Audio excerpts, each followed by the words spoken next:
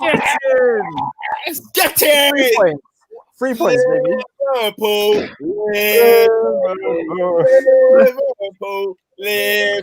Welcome to Pete, Top you're a Flight. disgrace. This is groundbreaking, ladies and gentlemen. Liverpool. My name's Pete. I'm an Arsenal fan. I'm joined by Adrian, a Premier League champion. No, it's been a long road. It's been a long and painful 30 years. I was at last for the first few, but honestly, like I felt pain, felt heartbreak, felt anguish, felt despair. There's been times where I've been close. There's been times where I've been so far, but like, I can't even contain myself. Like honestly, I've been waiting for this whole night for my whole life, and don't know what to do with myself, man. As Martin Tyler would say, drink it in. I'm joined by Oscar, a Chelsea fan. 3 points against Man City. We beat the champions, okay? Before today, they were champions. We beat them. How? Top 4 is coming our way, boys. I'm joined by Dave, an Arsenal fan. I got nothing to say, mate. I mean, what's the can we beat Southampton? Way. I'm joined by Robinho, a Anthony Martial FC fan. Congratulations to Adrian, my brother. He's seen a lot of pain. Mm-hmm. He's the one of the two people I'll actually congratulate. Other than that, Only one of two. Other than that, I've seen my team lift the title 10 times in my lifetime, so it's fine. Come on, come on. No. Come on.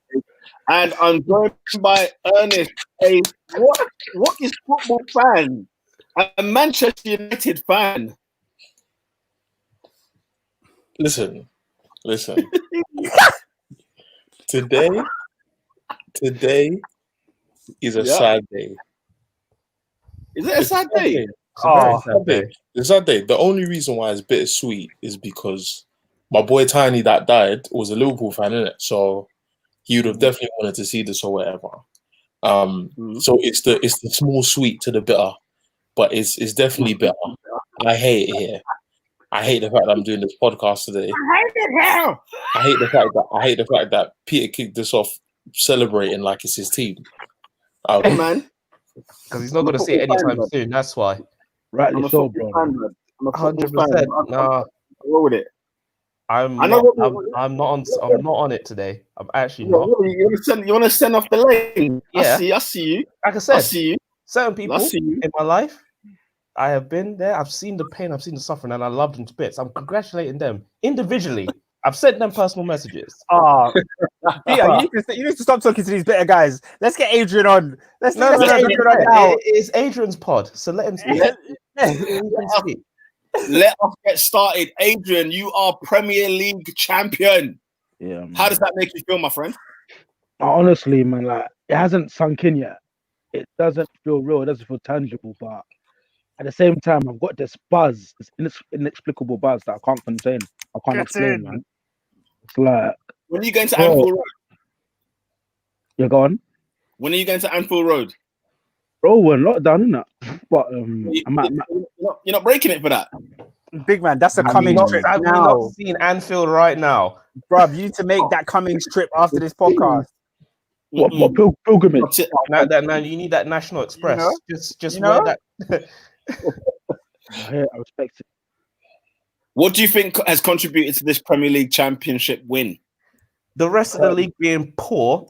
I'm talking to Akron, damn it. I am saying no. I'm saying what I'm saying. I don't care. Hey, this is AB's time. Oh my god! I am not For all the happy. Liverpool fans out there, for all the Scousers out there, yeah, this is your time. AB, talk to me. I think it's cliche, as cliche as it sounds. But ultimately, it was the appointment of Jurgen Klopp as manager. What he's instilled into the sides, the culture to win, the hunger to win, but also providing us with enough quality to be able to win as well. And I think that when he came all those years ago and he said within the first 4 years or so, he'd win his league trophy. I thought to himself, bro, many have tried, many have failed. What makes you so different? But it's clear that this guy, he is different, and he is a special top class manager. And people talk about it and say all it is that he gives hugs. I think he's If we look at tactically, just the ways in which he's covered up for the deficiencies of his players. I call it spade a spade. Trent Alexander-Arnold, he cannot defend. He can't defend. But he's a top class player. Why? Because Jurgen Klopp has used the tactical nous and has built a system which accommodates his best players. And I think there's so many things from top to bottom. I think first of all, the smart appointment of Jurgen Klopp, and then subsequently to that, smart recruitment. Your likes of your Andy Robertsons, the development of your Trents, your back in Jordan Henderson. Like Jordan Henderson isn't the best player in the world, but it's just allowing players to do what they do best. And I think if I can sum up Jurgen Klopp's stay, it's that he's allowed players to do what they do best. And now we've bear fruit, and now we've won the league trophy. Facts. Premier League champions is yours, my friend. You gotta milk this as long as you can, my friend, because you don't know how long it will last for. But mate, like you are Premier League champion for the first time since you've been born, at least. Yeah. You know what I'm saying? 30 years of a wait is unbelievable, and they truly deserve to be the Premier League champion. Why is everybody else so gutted? Huh? Exactly my thoughts. Man United till I die said I'm gutted, and I understand why Man United and Liverpool have that rivalry, the 20 times versus all of that. But if I take off my Chelsea hat for a moment and I just look at it as a footballing moment, you have to give Liverpool credit. The points that Adrian made, exactly that. This man came in and said, I'm going to win the league in 4 years, and we looked at him and said, okay, really? And my man went and done it. You have to applaud greatness when you see it. Liverpool have gone above and beyond. How many times this season have they dropped points? What, 3 games? 3 games they've dropped points. Come on, bro. This is a monumental achievement. And you talk about like the greatest teams in the Premier League history. We're always looking back. This is right up there with one of them, isn't it? What I mean? I'm not a big basketball fan, but I watched the Last Dance and I saw greatness. This season, I've seen greatness from Liverpool, and I got to respect it. Like, man like Salah, Mane, I'm so happy for Mane, because Mane balled out this season, and he balled out last season, and them men are getting what they deserve. At the end of the day, you put the work in. What are you saying on this? Oscar, can I ask you a question? Go on. Well, 2 questions. Why do you have to take off your Chelsea hat? Because I feel like sometimes when we support our teams, we get biased, and people say they're gutted to see another team succeed. Whereas in real life, when you look at football plainly, just accept it for what it is. Well, I'm gutted because I didn't win the league this year. Yeah, that's fair. That's why I took off my Chelsea hat. That's why I want Chelsea to win the league too. You want United to win the league, but at the end of the day, I want the best team to win. And Liverpool are the best team. That's it. Say if Man City won the league, we would have all been like, blood. They're the best team. They're sick. They got the manager. No. So guys, I don't think you understand. You see, 81, but Liverpool and Arsenal, I don't care.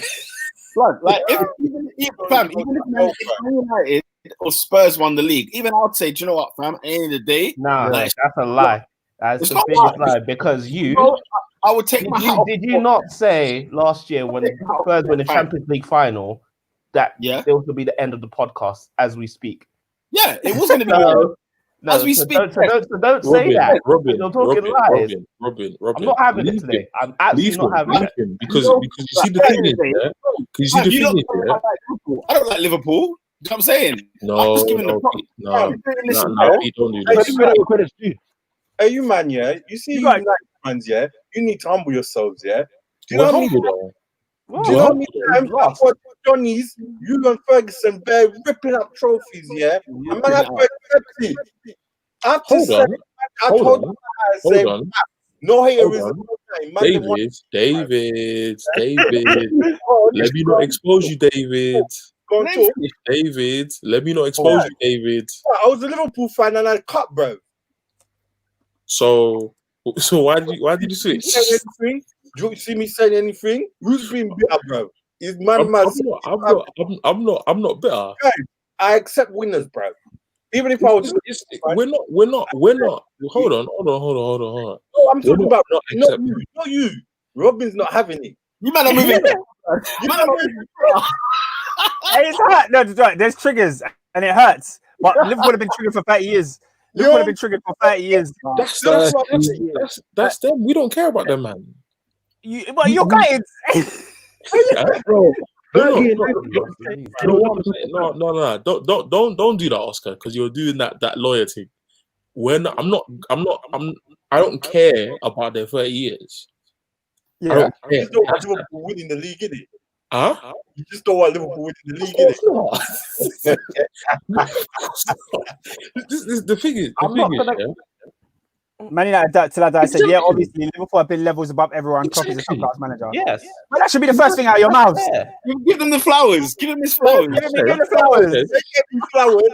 I said, Liverpool have been giving me flowers for years, bro. Years upon years. Listen. Blood, why you better for titles, you know? 20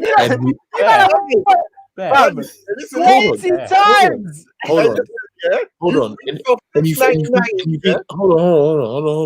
have ripped off 13. So you think you want to share?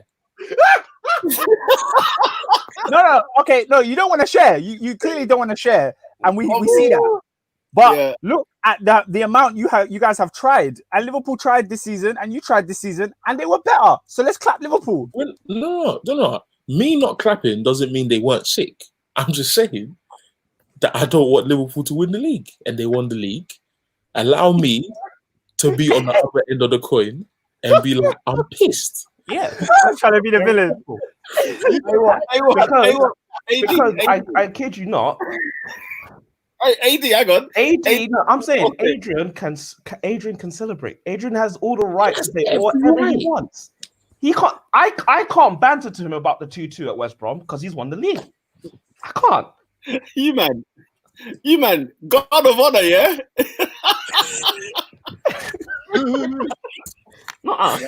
Oh, City. City. I'm not gonna lie, yeah, Pete. The next game. Pete, I'm not gonna lie, yeah. I'm so glad we're not playing Liverpool. because you see, if we had to do the guard of honor, I'm not coming on this pod. I'm not coming. I've had to hold that guard of honor L still, bro. Nah. When you man last one. We had to guard of honor Van Persie, blood. Van Persie, blood. Flipping mug. And this is the thing, Adrian. Yeah, you lot smoke the league, hate your team. Like, man, I can't even pretend like you lot weren't sick. I just hate the fact that you're winning. I don't even hate your team. I just hate the fact that you won it. That's all it is. They have the best goalkeeper in the league. They have the best centre back in the league. They have the best wingers in the league, and they've got the best manager in the league. They've put that all this season he's performed the best. They put them all together, and they performed so well at such a high level to the point where no team has really been able to come close to them. You got to be hats off to Liverpool, bro. Well done. You lot did your thing.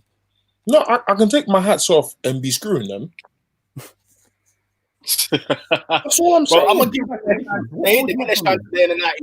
You know what I'm saying? Then I move on. You know, I said congratulations. I acknowledge how great they were, Robin. Robin, tell us how great they were. Tell us. No, they were sick. They were sick. The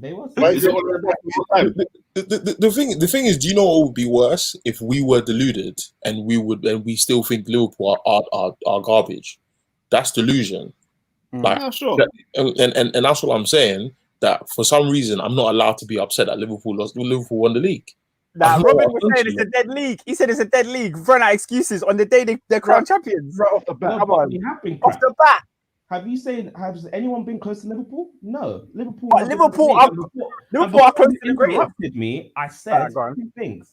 I said, number one, the league has been dead. Yes, because we've been crap. However, I also said before we interrupted, Liverpool out of this world. Period. They did everything right. Oscar's forcing man to jump on this wave, bro. I don't know what's going on. Call it what it is. It's a great team, and he said that. The thing is, Robin, it's only because the man got a W tonight. You know, happy that Liverpool won the league. Like I said, it's like asking Arsenal fans to be Spurs happy that won the league. If Spurs won the league, it's gonna be happy. No, I'd be on this day. I'd be like boom, boom, boom, and then tackle next. You know what I'm saying? I don't think you would. I don't think you would. But just know, if Peter did that, I'd be on his neck the same way. if Spurs won the league the same way Liverpool did, you're telling me I would be like, nah, bun this team. Come on, bro. I don't think you would. If you were in this position you are now and Tottenham bodied the league, you would be acting like us. You'd be saying the same thing, Peter. I'll be envious. I'll be straight up envious. But I'll you be pissed. And then I'll move on. Just like with Liverpool. They're getting all that glory, and then I'm moving.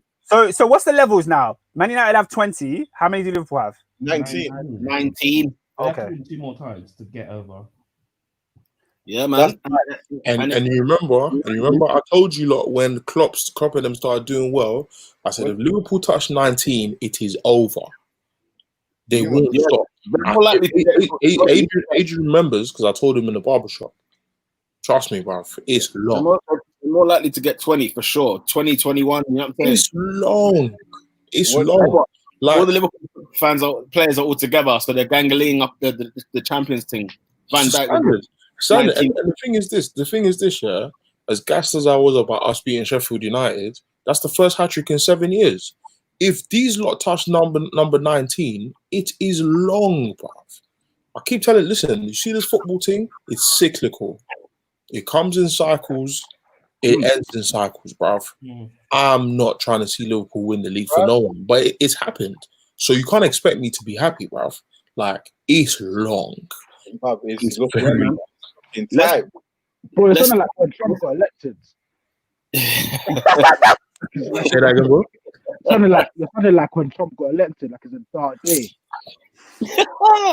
Fam, let's talk about how Liverpool became champions today, and that was because Chelsea were 2-1 victors against Manchester City. Man, them. What do you think of this game? Game. Very best one out the lot, bro. Entertaining for sure. It had everything. Yeah, Oscar, what are your thoughts on that game? Woo. When I saw that team sheet, I thought we were going to get smoked. I don't understand why Lampard thought that midfield would not get overrun, because it clearly did.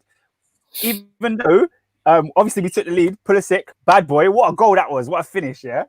But City were better than us the whole game. I mean, if you watch that game, City were just better than us. They passed the ball better. They kept more possession. The only thing they couldn't do is create chances to finish. And that was because in the first half, they didn't play a flipping striker, which I don't know how many times I have to rant about it on this podcast. You must play a striker to win a game. If you don't play a striker, you have no focal point. So, you know, Pep had to take an L for that one. Created nothing despite having all the ball. Second half, bruv. Kevin De Bruyne's free kick? Talk about it. Man, them.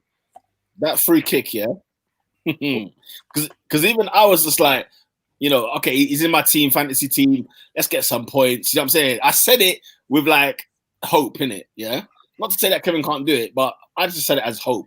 Pete, blood, what did I say to you when he put the ball down? What did I say to you when he put the ball down? When that ball went up, blood. It's the fact that he kicked it, brother. It went up to the air like another 2 meters before it came back down. I was like, what the heck is this? Hey. Do you know what I'm saying? He's clutch, blood. The guy's clutch, man. Two of the maddest free kicks I've seen at Stamford Bridge this season, bro. Rashford and flipping KDB. Yeah, absolutely, bro. David, what did you think, man? Great game, bro. Obviously, man, Thailand popped off during the first half, so I missed the goal, bro. Oh, what? You missed the Chelsea goal? I missed the entire first half, bro. Snap. I watched the first 10 minutes, the thing popped off, I had to cut, bro. I saw the calling that. Trust. After I watched the second half, bro, great game, end to end. Bro, football. None of this sitting back, bro. Just play ball, bro. Let's go.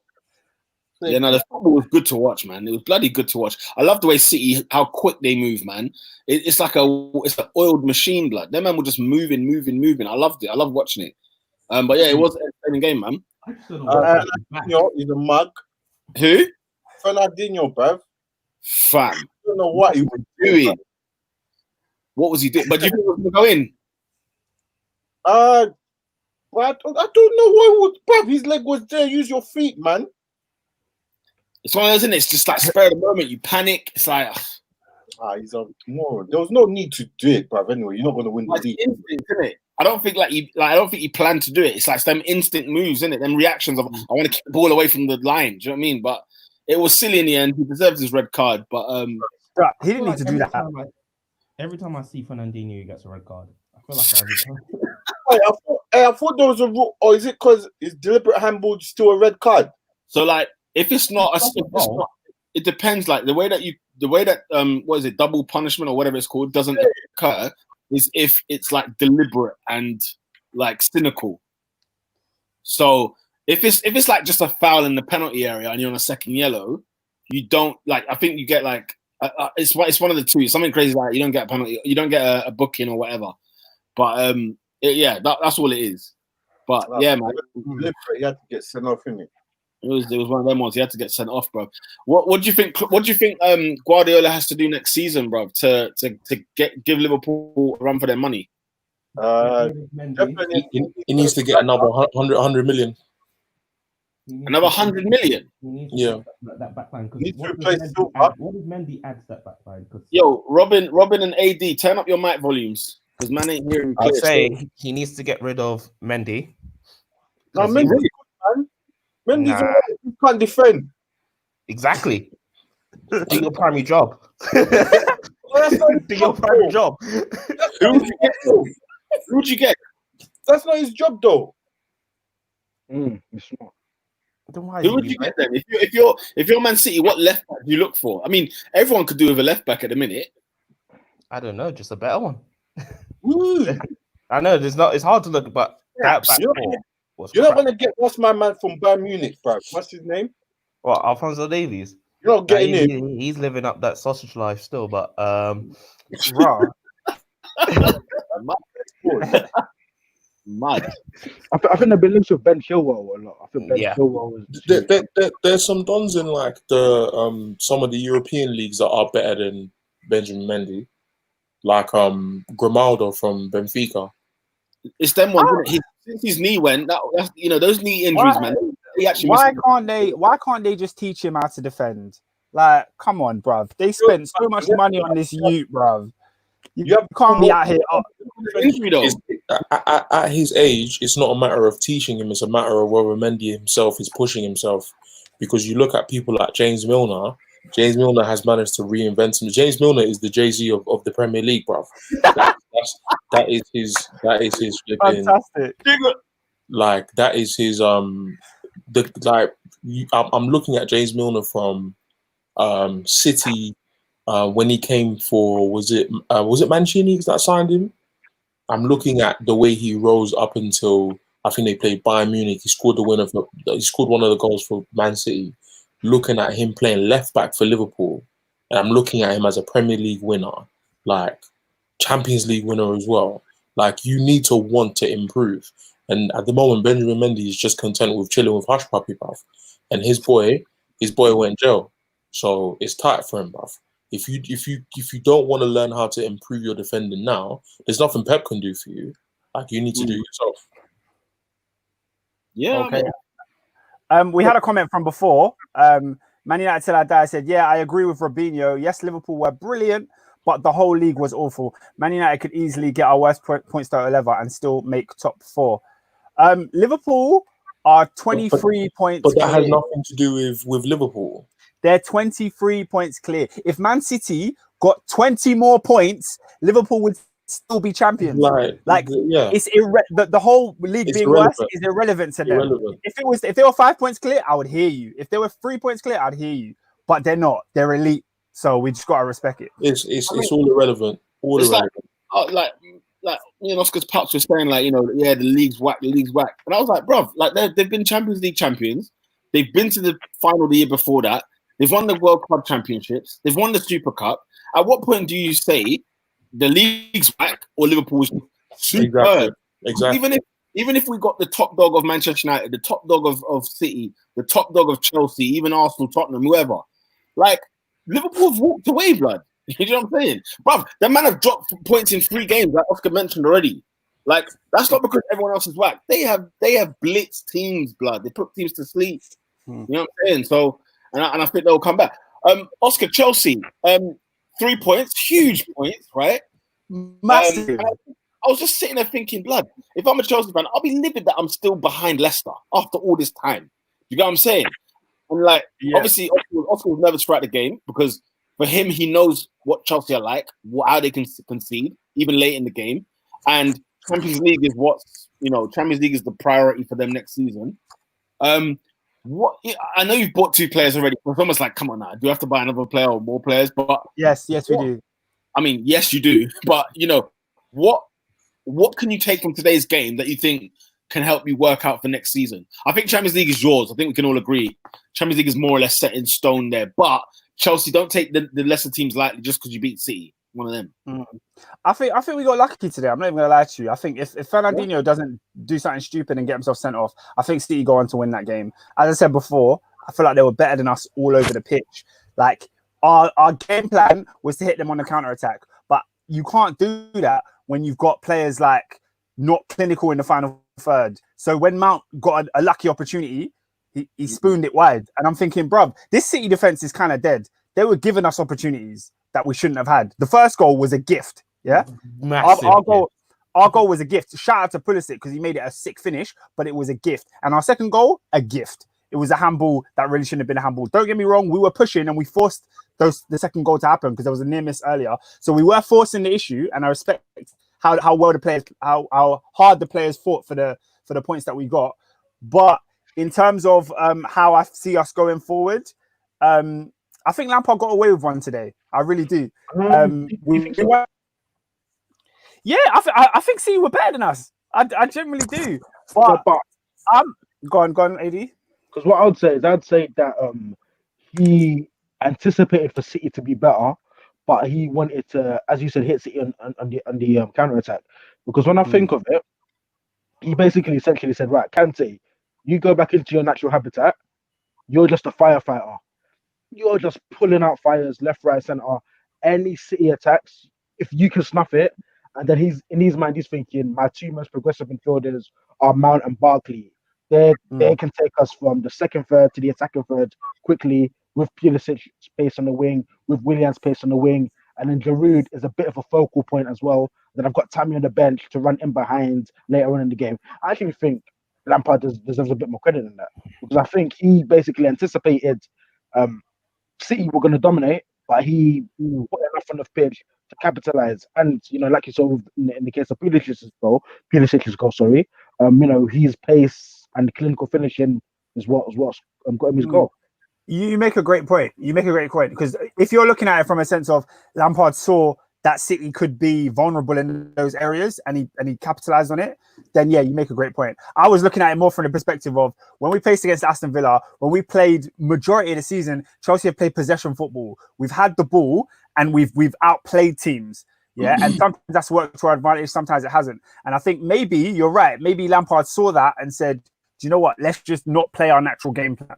And we didn't today. So maybe that's why I saw it as a negative more than a positive. But I think if we want to win a league, we need to be more dominant. And yeah. That's kudos to that point. Your 2 best possession midfielders are Jorginho and Kovacic.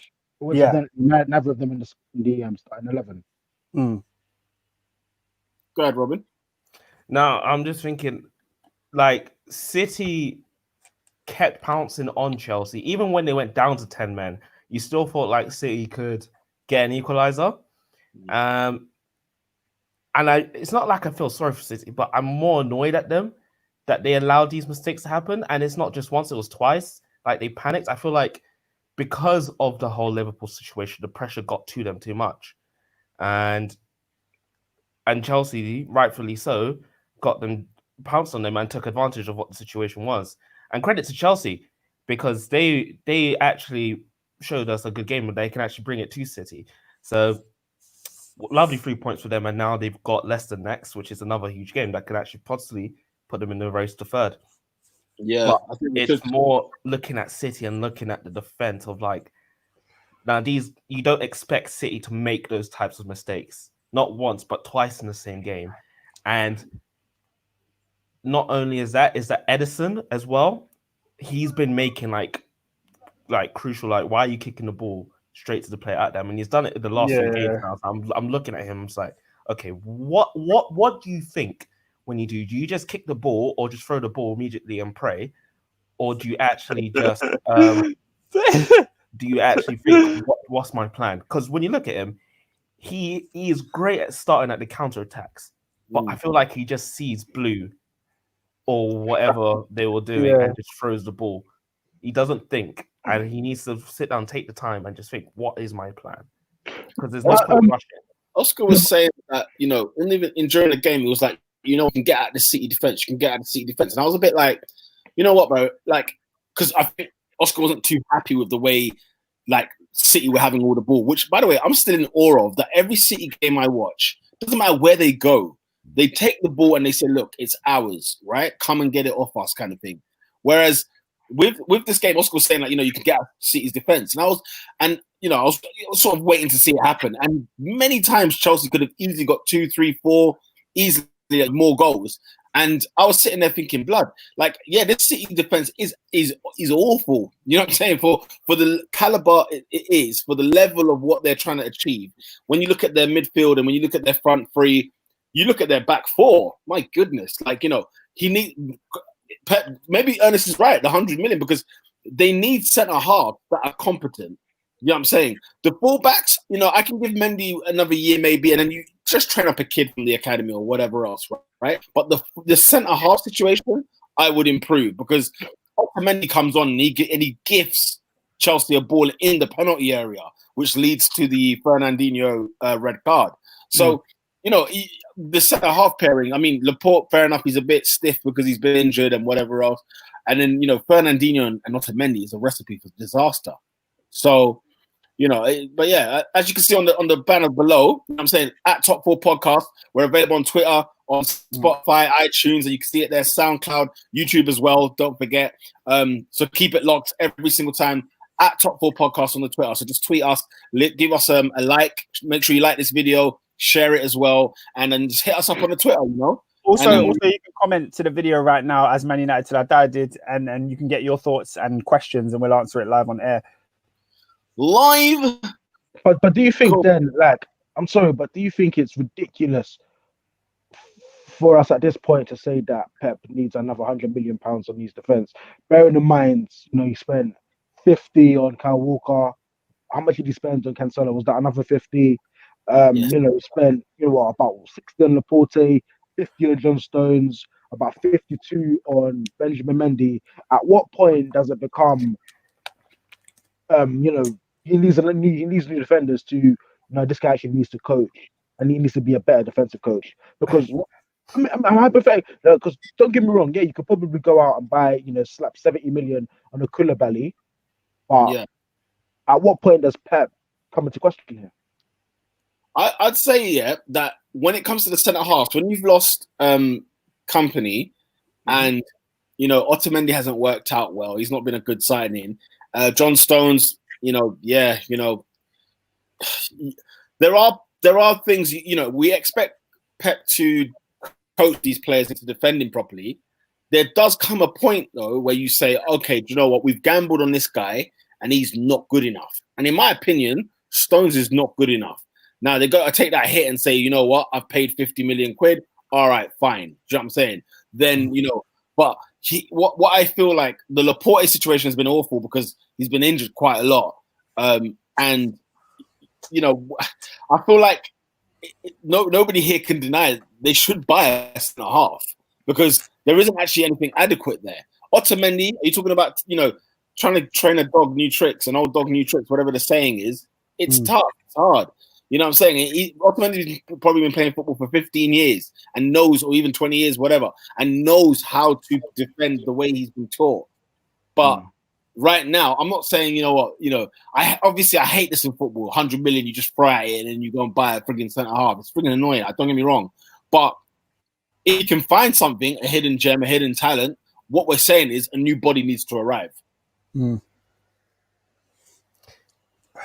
it's not like they don't have the money. That's the thing, isn't it? Yeah, exactly. Right. So, anything else on this Chelsea City game before we move it on?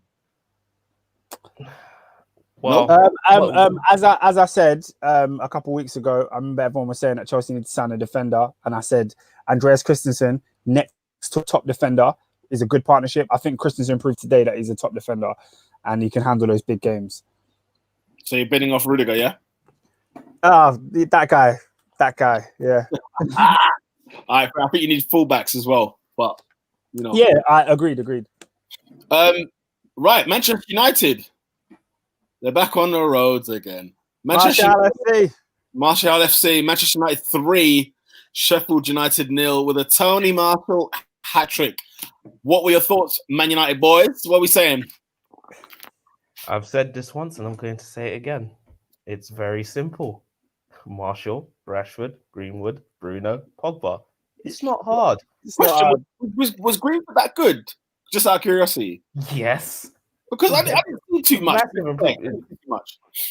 Massive improvement. Ask Pete, what were you watching? I watched Man United play well. I watched them dominate the game. I watched players like Pogba and Bruno playing well. I watched Martial playing well. I watched Rashford give it. You know, we expect better from Rashford. He's rusty. He's very rusty. And to be fair, the moments I saw Greenwood, you know, it was like block shots. It was a bit. Maybe he was doing more things than I tend to realize. But like people on the right hand side, Aaron Wan-Bissaka for me was the better one of the two. So maybe I'm just I don't know. Maybe I put it this way: he wasn't doing that when Daniel James was there. Let's leave James alone. James didn't come on. James didn't come on. And we thank Jehovah, who is Jireh, that he didn't come on. What was that tweet? Brother said Solskjaer took off NSG and brought on what? 5. Wasn't he brought on 5? I was dying. It was funny. Oh my god! No, guys. The football intelligence of Mason Greenwood. Do you know where it is? Yeah. Edgware Road. Do you know where that is?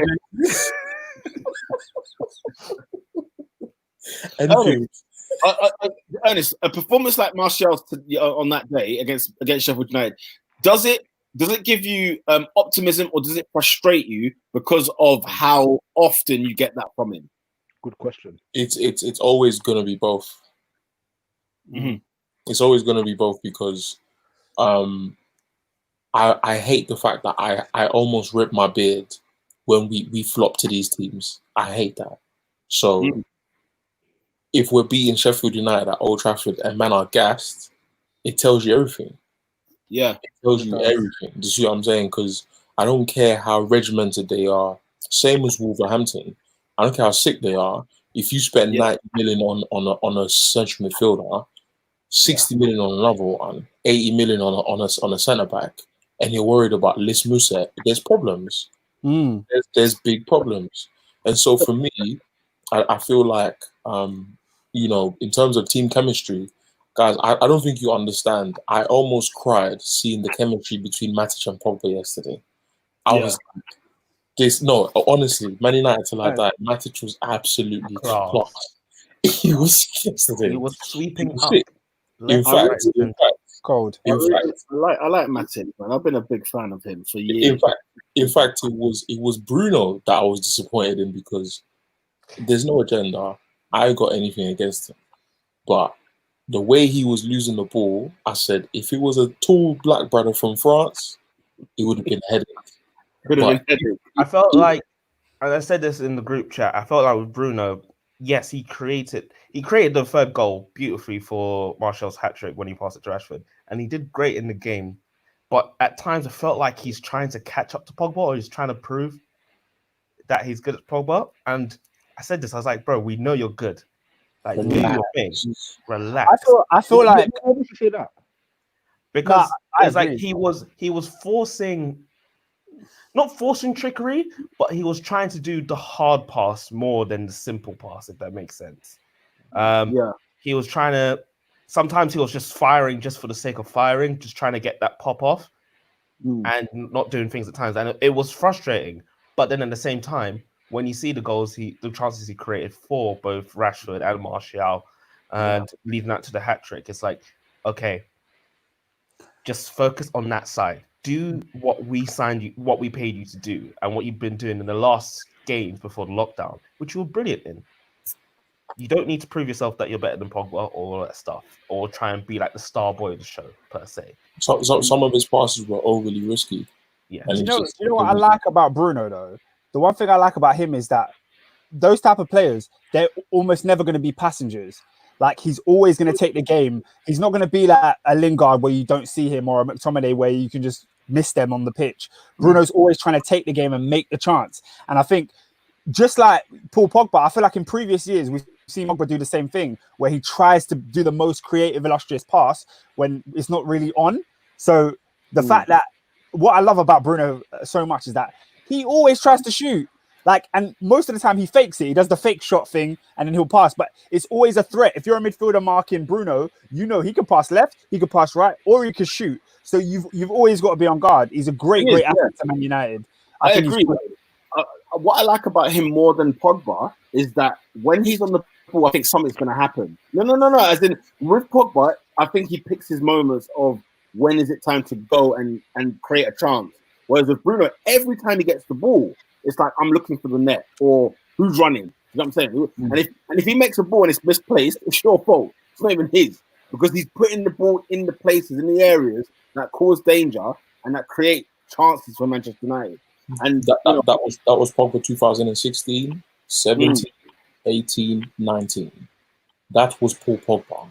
You think? The difference, I think what? because I'm going based on the game on whatever day it was. I'm going on Pogba when he came against Southampton with the blonde hair up until the end of the season. I'm going the second season when Lukaku should have finished 15% more of the chances that he got created for him. I'm going the second season after that when we were moving mad, and then I'm going this season. The difference between Sheffield United and every other game that Pogba has played, he's never had that much sauce up top. Never. Never.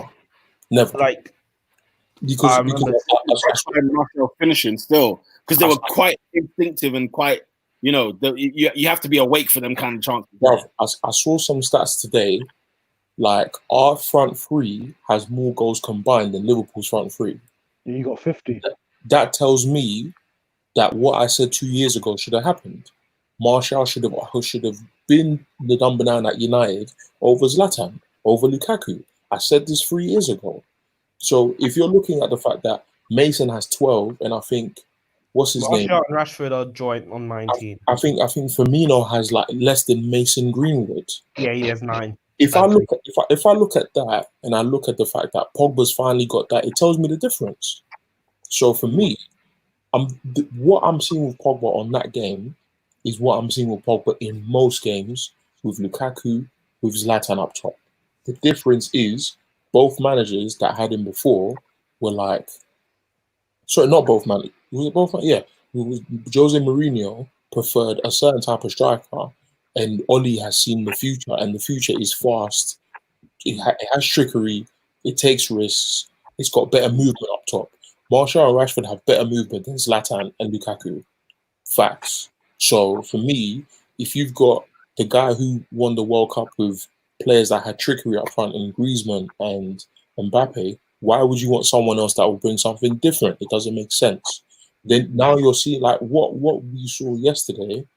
If you're a United fan that's watched most of the games when we've been on point, you shouldn't be shocked. Yeah. But it is what it is.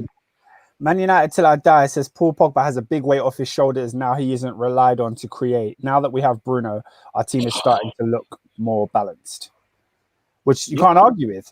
I'd agree with that. There's going to be less spotlight on Pogba to do something, and Bruno will lighten the load. Absolutely. And I wonder which other team that there was less load on Paul Pogba. I wonder which one. It must have been in Italy. Say that again? It must have been in Italy where Paul Pogba didn't have the same amount of pressure on him. But the streets are silent. But it's cool. It's not a problem.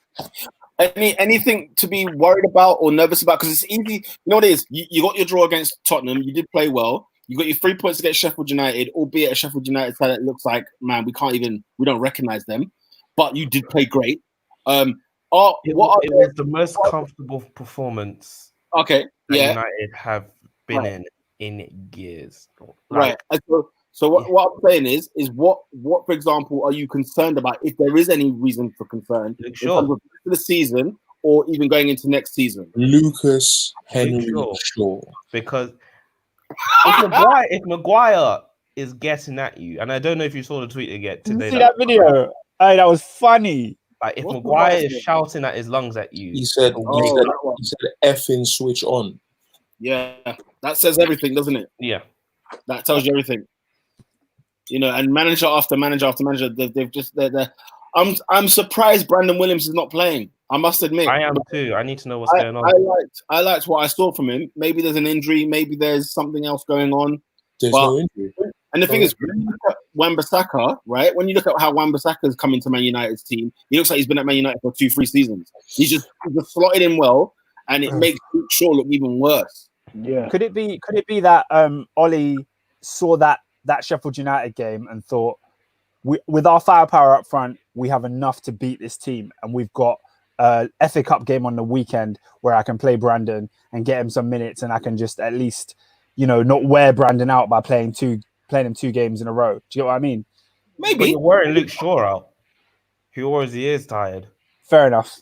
So fair enough. That doesn't matter. He's got far more experience under his belt. This is a player who's played at the top level for years. And at the end of the day, as much as we might like Brandon Williams in terms of as a talent, you can't, like, the experience of Luke Shaw may still have some value, and that's what Ollie's seeing, and that's why he's getting. Now we've seen Luke Shaw, be funny in terms of where his positioning is. We're asking where is he from time to time, but at the same time, there is still some stuff that Brandon is still going to learn, and he's going to make mistakes. He's a kid.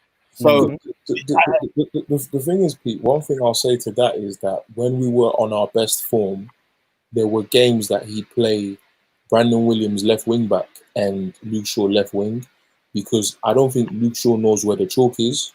So I think he keeps him, because he likes to be narrow instead of wide. And for me, I'm like, okay, so in Southampton, did you not like playing left back? Is that what it is? Because he doesn't stay wide. Now, this is the thing, yeah. For me, I could give a toss about your experience, because when I see you playing, it doesn't exist. Get him out. Get him out. Get him completely out. Wow. Put Brandon Williams there, give him the number 3 forever and ever. The thing is, I watched what's it called? Borthwick Jackson live in Stamford Bridge like 4 or 5 years ago. Still a better performance than anything I've seen Luke Shaw do. And I mean that from the bottom of my heart. He's absolute garbage at defending. Get him out. Because the player, Borthwick Jackson you bring up, the Tyler Blackett's, Fossey Menses, I feel like, man, I should be seeing them more regularly right now. No. Man said Tyler Blackett. No. Tyler Blackett. Was he back? No. Tyler Blackett is crap. Okay. We've got a few comments. I'll get to the other one, but whilst we're still on Luke Shaw, Man United says Luke Shaw was great at playing left centre back when we played 5 at the back. I know you guys are always on that. When you play 3 defenders at the back, it makes other guys look good. Is that the case for Luke Shaw? No. Yeah. No, it was. No, I'll give you an example. When we played him at Anfield, like he's crap. He's positionally unaware, but the thing that playing left centre back allows him to use is, whether you like it or not, like he's quick. He has got pace. So because he's playing in sort of the left-hand side of a back 3, like he is actually able to sort of sweep up attacks. And he can. Adrian, I will bet you this title that you've just won. Yeah. Put him there for 10 games. He will get slapped out. I'm just going for the sample size that I saw. Like in the big games when Ollie went for a 5. And because the thing is, yeah, and I'm not going to pretend like Man United till I die is wrong. All I'm saying is Ollie is clearly a big game manager. Like there's like 3 games in this run that we've been on. And Robin, correct me if I'm wrong, I think it's like 30 goals you scored or something like that. Right. And 3 of those teams are like top 16. So my thing is this. I'm not going to pretend like he wasn't great. I'm just saying positional awareness and discipline will come and bite you in the back like Benjamin Mendy today. it will happen. So for me, just because you did a job 1 or 2 times, I might as well put Timothy Fosu-Mensah there. And that's my issue. I don't trust Luke Shaw. Long term. I just don't trust him. I just don't trust him. So only God knows if we carried on playing that formation, he'd still be good. But for me, he's out of my books. He can't defend. I guess it sort of goes back to your point, isn't it? Like Oli, like love it or hate it, he is a big game manager. And he's very good at sort of courses, and he will adapt to situations that best facilitate certain situations. So yeah, credit to Oli. Man United till I die said fair enough. I think that was in response to Ernest's points about Luke Shaw. We got another comment from Boss Like Endo. Yo guys, can we deep the fact that Pep has lost to Oli and Lampard in the same season? He's a bum. Man call him a bum, fam. What, man can't lose? Like what? He has to win every game. Yeah, he's just 8 assists this season. What's like he's celebrating, bro? He's on that. He's on that sham. He's on that sham, blood. You know what I'm saying? He's on that bubbles. He's on the bubbly. Yeah, fair enough to him, man. I mean, look, I don't think he's a bum. That's harsh. But look. I mean, you could probably go back through every season Pep's been here, and you look at the managers he's lost to, but no one will bat an eyelid. I bet he could have lost to friggin' David Wagner, and we would have been like, yeah, all right, people lose. You know what I'm saying? It's one of those where it's like Lampard, when you put it as Lampard and Oli in isolation, it looks worse than it is. But if you said he lost to Manchester United and Chelsea, you'd say, all right, fair enough. You know what I'm saying? Like, come on. Yeah, but it's a Manchester United managed by Ole Gunnar Solskjaer. 3 times, by the way. You've got good players. Let's not act like Manchester United are Tranmere. You've got good players. Can I ask the Man United fans a question? Now that we've seen this team perform so well, and you've got great players, do you guys still want Oli in charge? Like, is Oli the man to lead you next season? Oli's got another year. Would you rather see someone else come in? Because it's a window where it's like, bruv, with the right manager and the right signings in the summer, United could be deadly. So are you willing to let Oli handle that, or would you prefer to see someone else come in? Right now, it's not broke, so don't fix it. Oh, it's not Oli. It's Oli sort it out for me. He's got someone to sort it out, and if he doesn't sort it out, he's got to go. Okay, in these terms, Poch is available. Do you stick with Oli or go for Poch in the summer? See, that's the thing. I'm sitting there. What I've seen Oli do, he's done the right thing. He's not done the wrong thing in terms of getting rid of players, in terms of trying to set things up.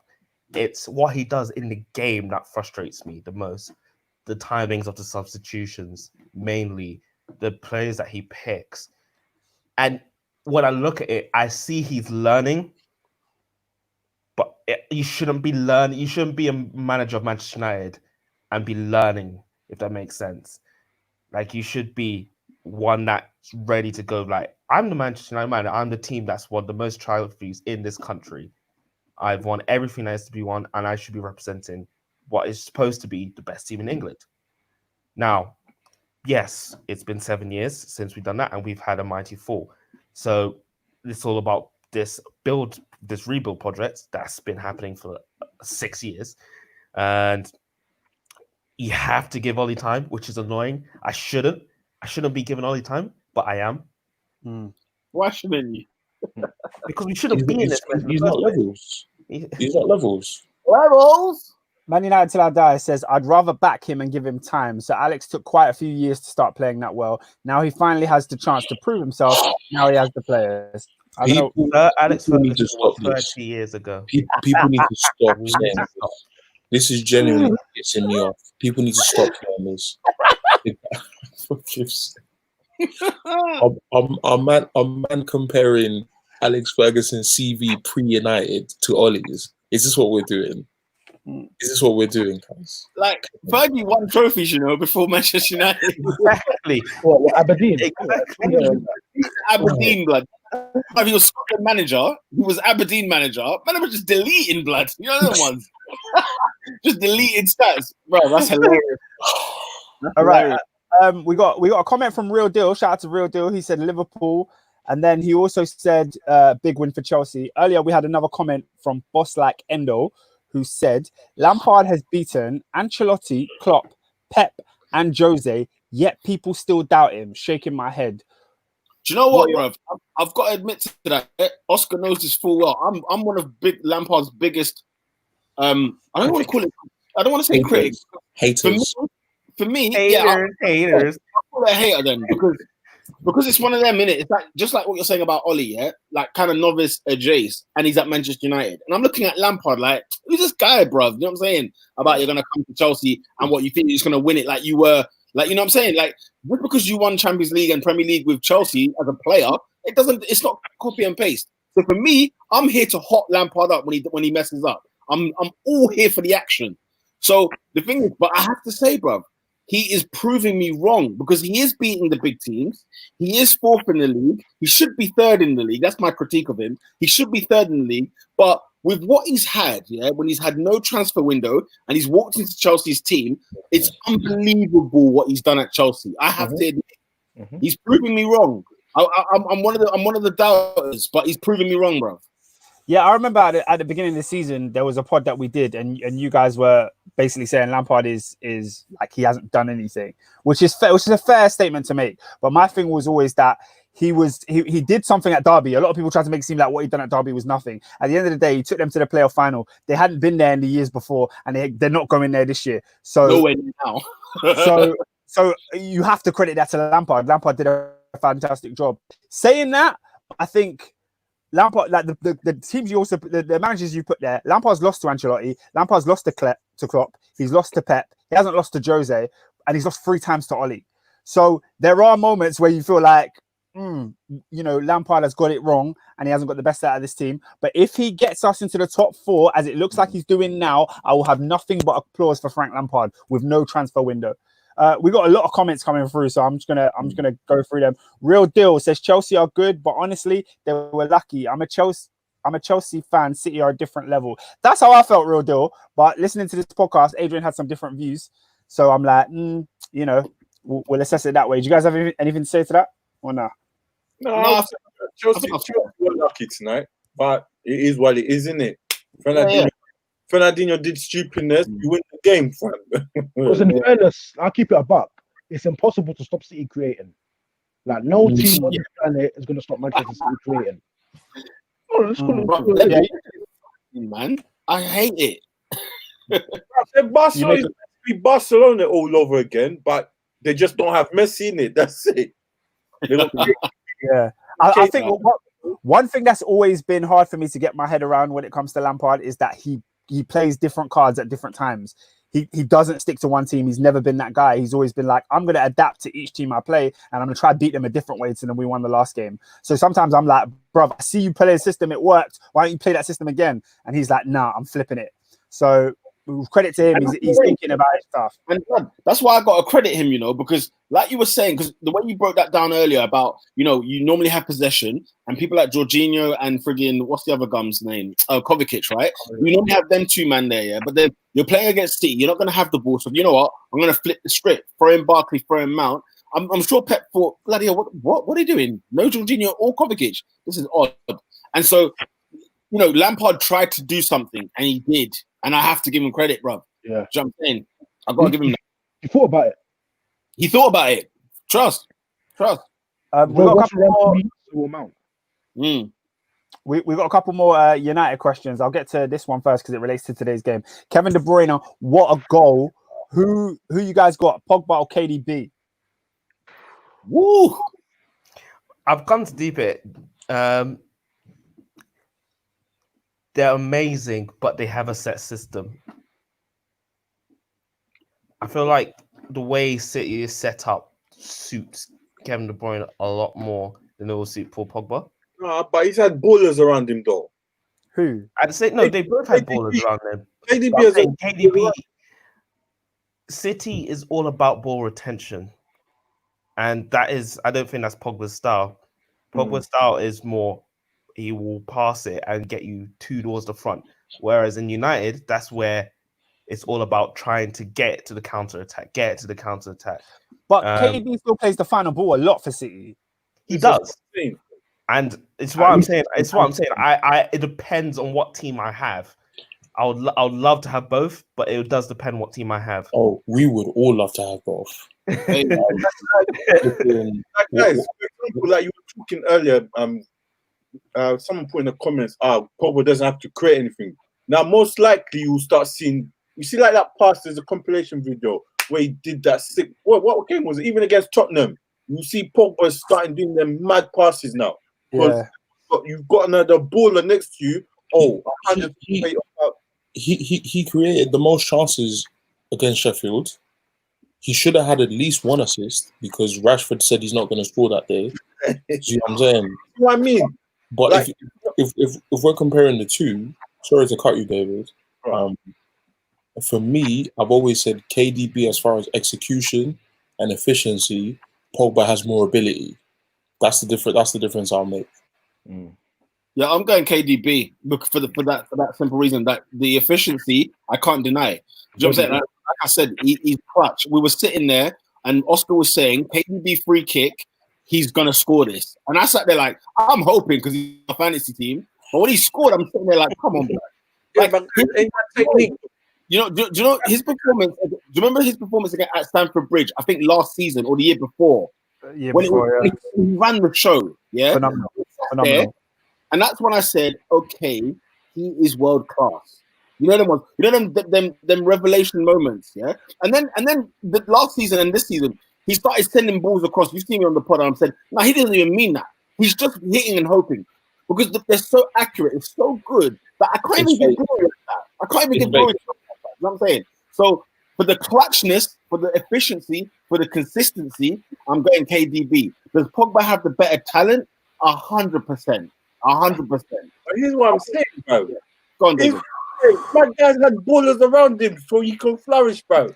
We saw it in France. Pogba, you give him quality, you don't give him a donkey like Lukaku, you won't finish. David, let them know. That's why. Because if I say it, I'm a hater. If I say it, I'm a hater. I will never ever accept Pogba slander. Like the guy plays with McTominay and Lingard, like the flipping level. That's my point.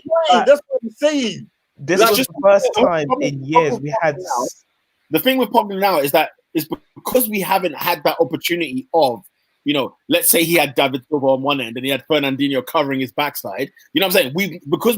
We're not going to get to see that, unfortunately. We're hoping that Man United are recruiting well again, that, you know, Fred might be the player that they've brought him to be, and Bruno with him. We might see Pogba destroy what Kevin De Bruyne has done in the last 3-4 years.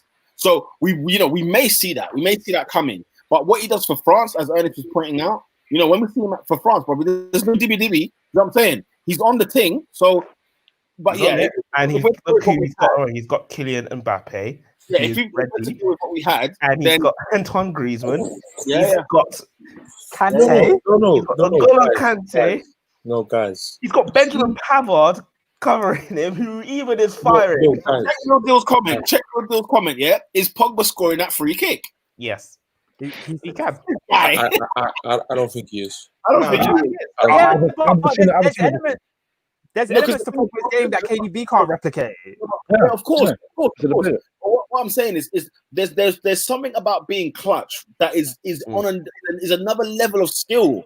It's different. It's a different mindset. It's a different shift.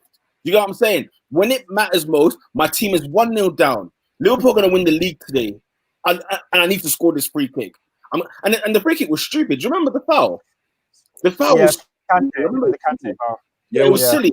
And it was one of those where, you know, although they can score at any moment in time, they didn't really look like scoring, if that makes sense. And so they didn't really have a clear-cut chance. And then from out of nowhere, he makes Kepa look even 4 foot, never mind 5. The thing is, do you know why Peter's right? Yeah, is because in terms of clutch, like you see clutch, yeah, I'm talking Don Clutcho, like I'm talking LeBron James. It's not like it. For the Cavs, for Miami, for LA. Pogba is a lot of things. but he's not clutch. Mm. The thing is, that's my critique on him. That would be the thing is, has he had clutch moments? 100%. 100%. When he went to the Etihad with the blue hair and said, "This is my house," when he did I remember, was it Palace away with Zlatan? He put on the performance of his life. There's games like what's it called? What was this performance? The Europa League final. Like I remember Pogba having clutch moments, but you see Kevin De Bruyne. De Bruyne, you know. No. De Bruyne. No. That brother is different. No. That brother he is Worcester sauce. He is different gravy. I'm not even gonna lie. And in terms of efficiency, I can only judge it this way. I think KDB is Lampard, and Pogba is Pirlo. Of the two, in terms of they can both play box to box.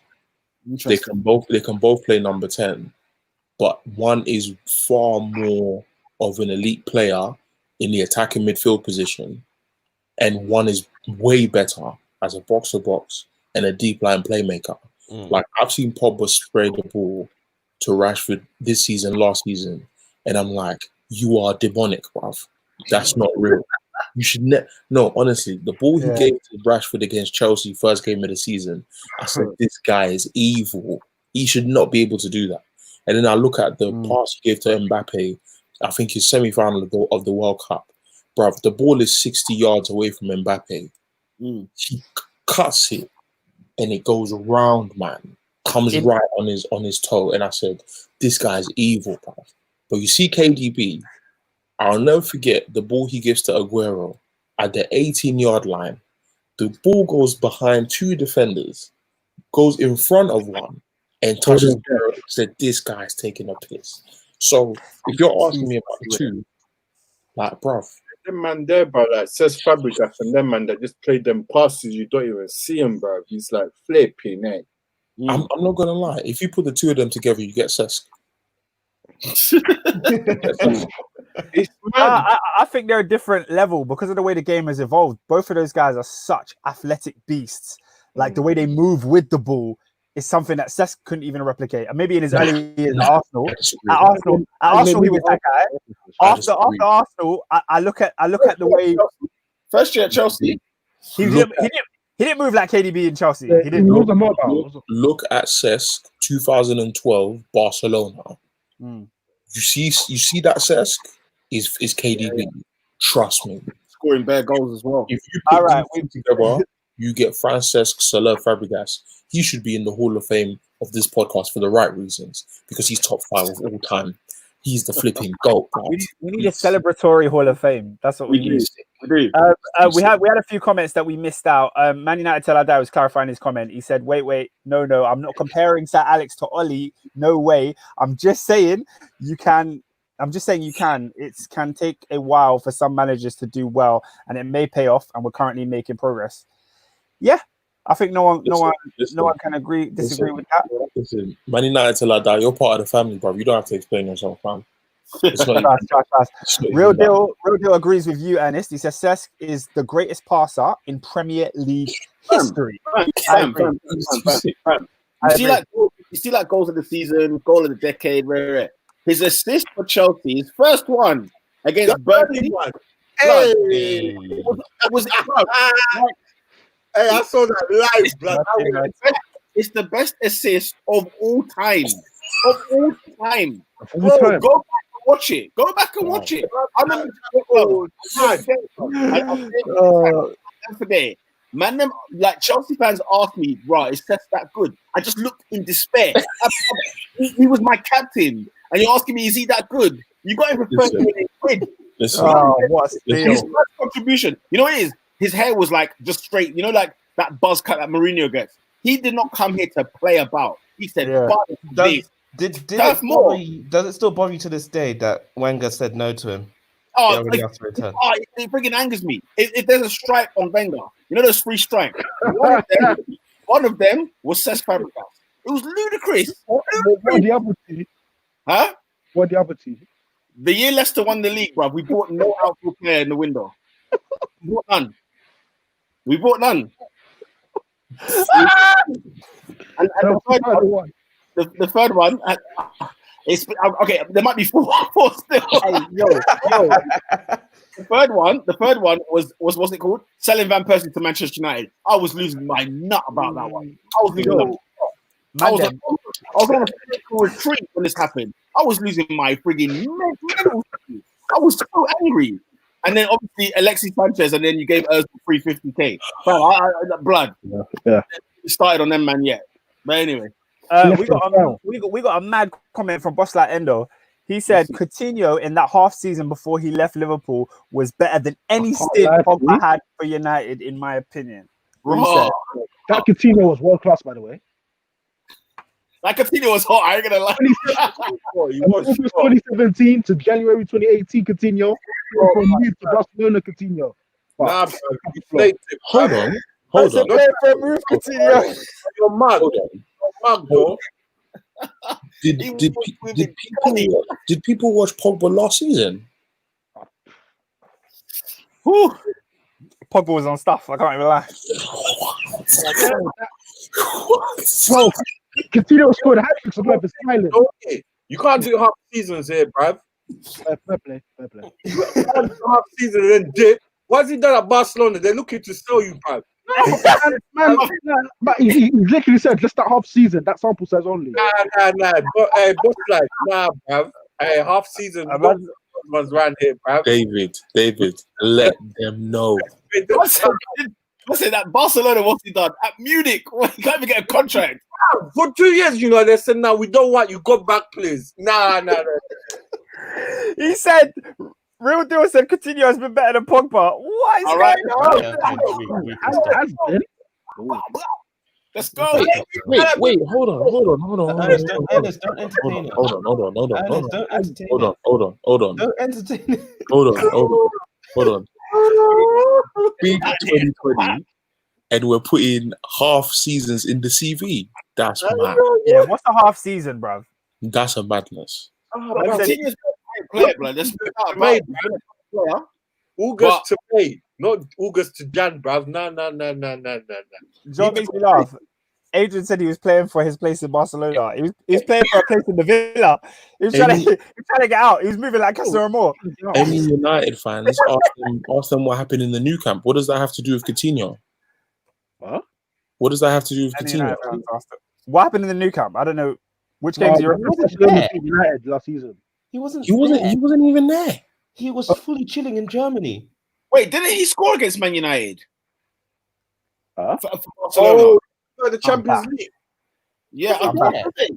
Why do I feel like he scored for Barcelona against Manchester United? It was Messi. Messi scored the third one. Oh, definitely, of course. I know Messi terrorized us. Messi always terrorized everyone, bro. Why do I feel like Coutinho scored against Manchester United in a Barca shirt or a Bayern shirt? He said that top corner still hurting. What top corner? I'm baffed. Someone's gonna have to do research because I don't know what he's doing. I'm researching now. I'm very confused. It's all going down, bro. It's all going down. All right, let's move it on. Let's move it along. Oh wait. Before because when we're in the Coutinho debate. Yeah. He scored. Mm-hmm. He scored, yeah. He scored. Yeah. Is Coutinho finished at the top level in your opinion? He's been finished. You know what I think about Coutinho. I know you think about him. That's what I asked. Listen. I'm not gonna lie to you. Yeah, I'm not gonna lie to you. Yeah, you see Coutinho, he had sauce in it, but the sauce dried up. Okay, fair enough. I remember that corner, but I'm not thinking about that. How that hurts. We were very lucky to get to Barcelona in the first place. I have fully forgotten. The thing is, all I remember from that game was David De Gea. That's what I remember. Ashley Young. It was Ashley Young, David De Gea. The fact that I think Pogba created 2 chances in the first 15 minutes. Yeah, Rashford said, "I'm not scoring today," and then that was it. And Messi came to terrorize us once again. Like I've genuinely forgotten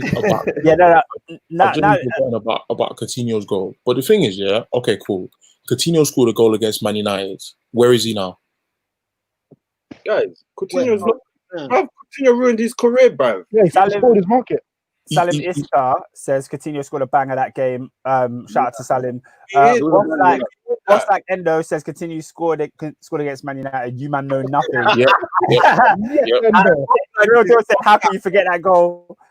He did score a banger, but the question remains though. Where's my man now though? That's the question. Where is Coutinho now?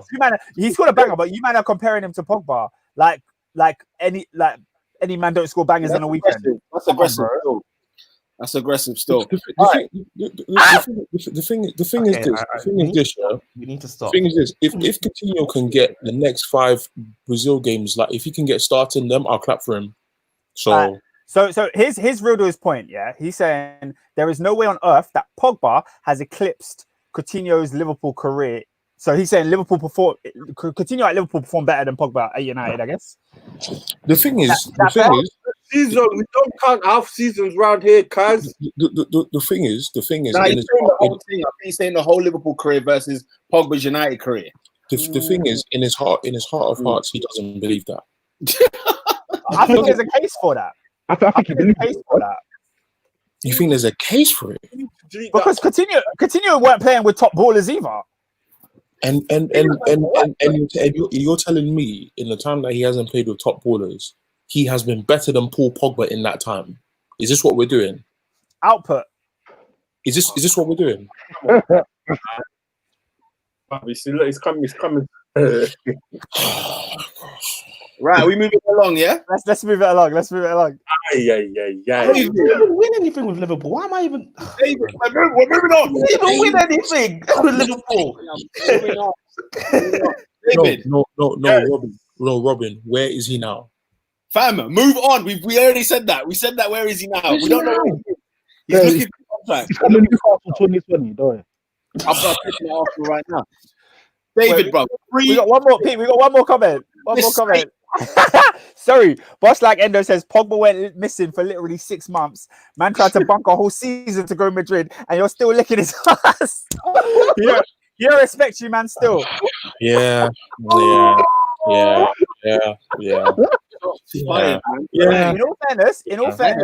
fairness, that doesn't change his footballing ability.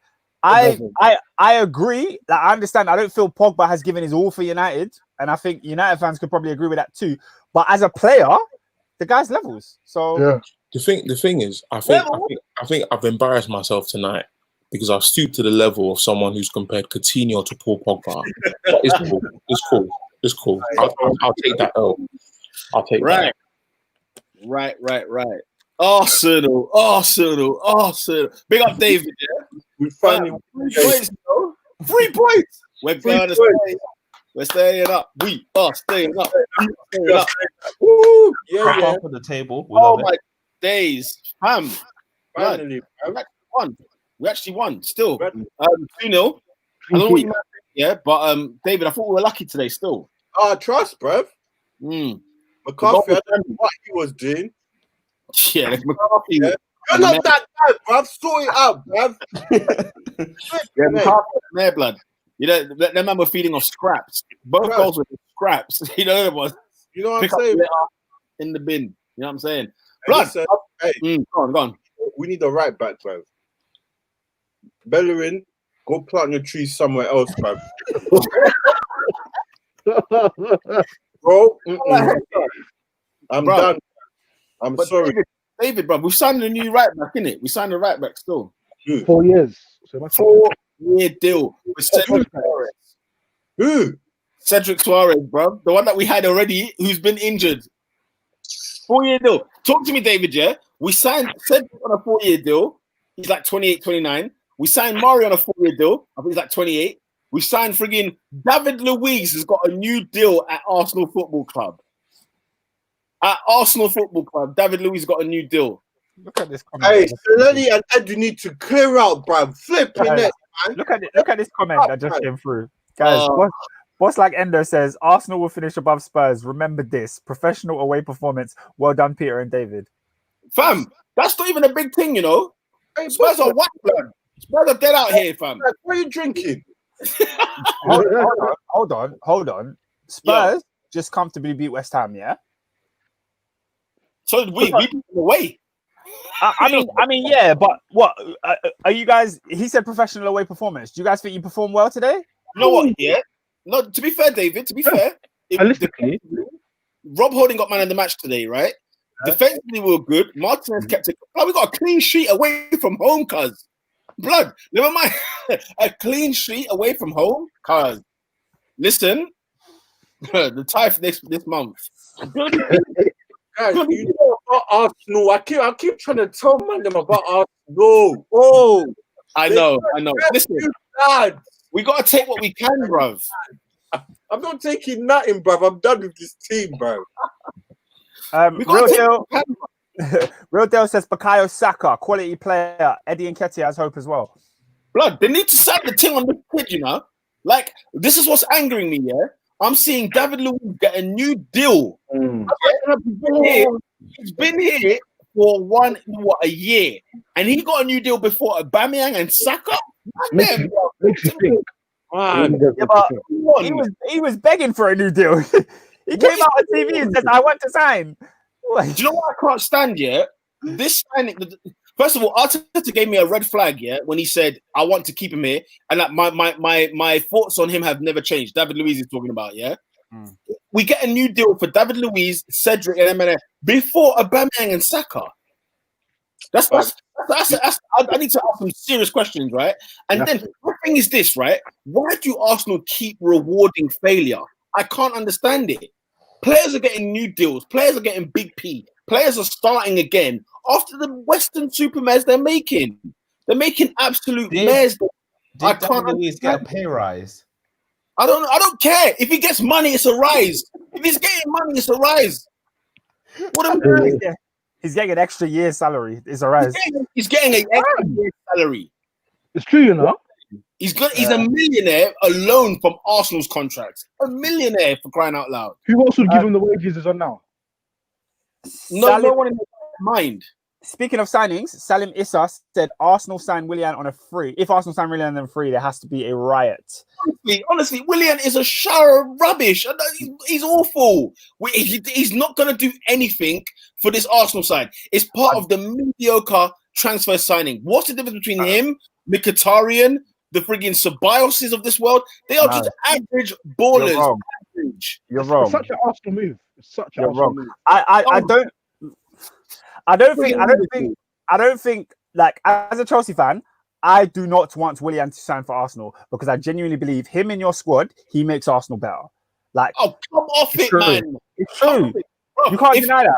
If Aubameyang's on the left and Lacazette's up front and then Pepe's on the right, Willian does not improve that 11.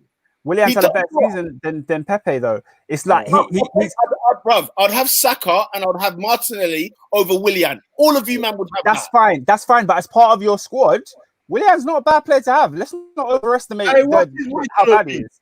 What is his wage going to be? Yeah, the wage was mad. I'm not gonna lie. Yeah, you see what Oscar's doing now. Oscar's doing exactly what he did when he tried to vouch for Luiz. And then when Luiz came, he kept quiet. I never said nothing for Luiz at Arsenal. I spoke about Luiz coming to Chelsea and he won the league at Chelsea. So let's have it right. No. And what I'm saying is, Willian is still a Chelsea player right now. So you're vouching for him. When he goes to Arsenal and he becomes garbage, you will now say, I'm not having it, bruv. I don't want it. You're right. You're 100% right. But hear me out. Real Deal's made a comment. No, Willian is a quality player. You see, rejecting players like this, is why you won't get any better. Let me explain something to you. Any Chelsea fan want Willian at Chelsea? Does any Chelsea fan want Willian there for one more year? No. No, because we just signed Ziyech. We just signed Ziyech. So why do you want me to pick Willian? Why can't he be on your bench then if he can be on our bench? We got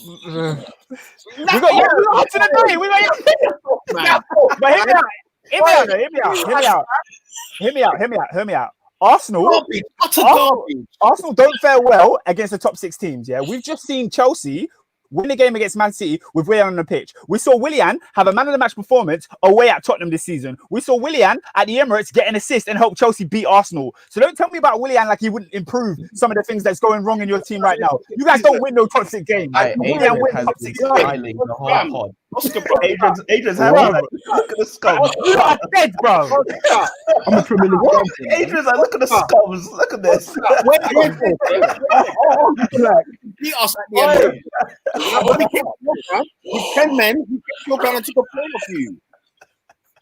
About top I'm telling you that something. Willian. Huh?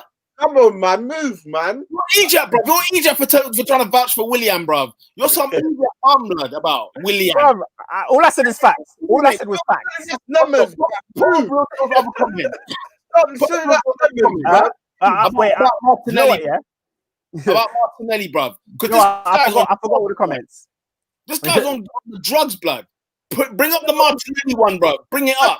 Where is it? Wait, I'm trying to. One below, bro. Post it, cuz. Oh no, Arsenal are doomed with this mentality. Martinelli over Willian. Yeah, he's saying you lot are doomed. Listen, I don't want Willian for 200k, bro. Move, bro. Bounce, blood. Wow. Willian. He said Oscar, don't bother explaining that is unreal. Arsenal is wrong for you. Hey, Oscar, where's Mkhitaryan, bruv?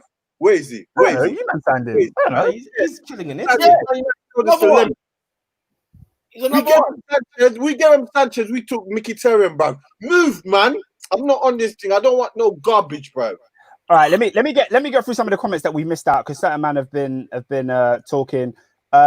Boss like Endo said, "You man have so much hate for Arsenal, it's disgusting. They beat an informed Southampton, who beat Chelsea, Spurs, and Leicester, and drew with United. They kept in quiet, and Spurs are dire, by the way." How can you be informed after one game, blood? They beat Norwich, who are bottom. Norwich. They're like rock bottom. They're like, you can't be lower than Norwich. They're like rock bottom. You guys. Hey, nah, blood. Bro, you say you're a Chelsea fan. What's it, a Liverpool fan, yeah, bro? Remember when you lot were going to Vicarage Road and conceding 3, blood? You were going to Cardiff eating 3. Do you know what I'm saying? You were having howlers. You went to Stoke and conceded, what, 6? Blood, I'm not. What is this? What is going on? What's going on? It's stuff like this why Arsenal have been climbing down and down. The reason why I don't want Arsenal to be in Europe next year because it will paper over all of the major potholes, not even cracks. Bring in potholes in this club. Do you know what I'm saying? They need to relax, bro. Like I can't understand. We're 10th in the league. What are we? 11th in the league. You were 11th. I think back. No, you're 9th. You're 9th now. Back at the top table.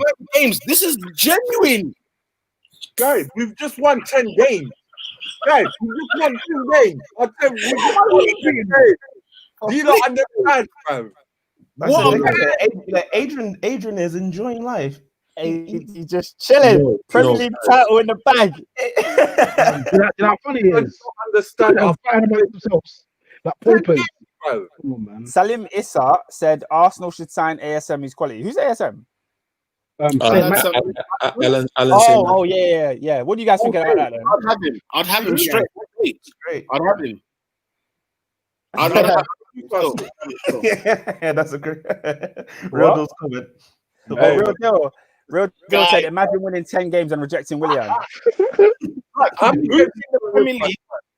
Honestly, man, who in the Premier League should sign Willian on a free, blood? Let's be honest. Or let's go through the teams. Liverpool City, no. You know what? Where have you been on the bench for a couple of years? A couple of years? No, Pete. Why are you arguing with a man that said Southampton is on form?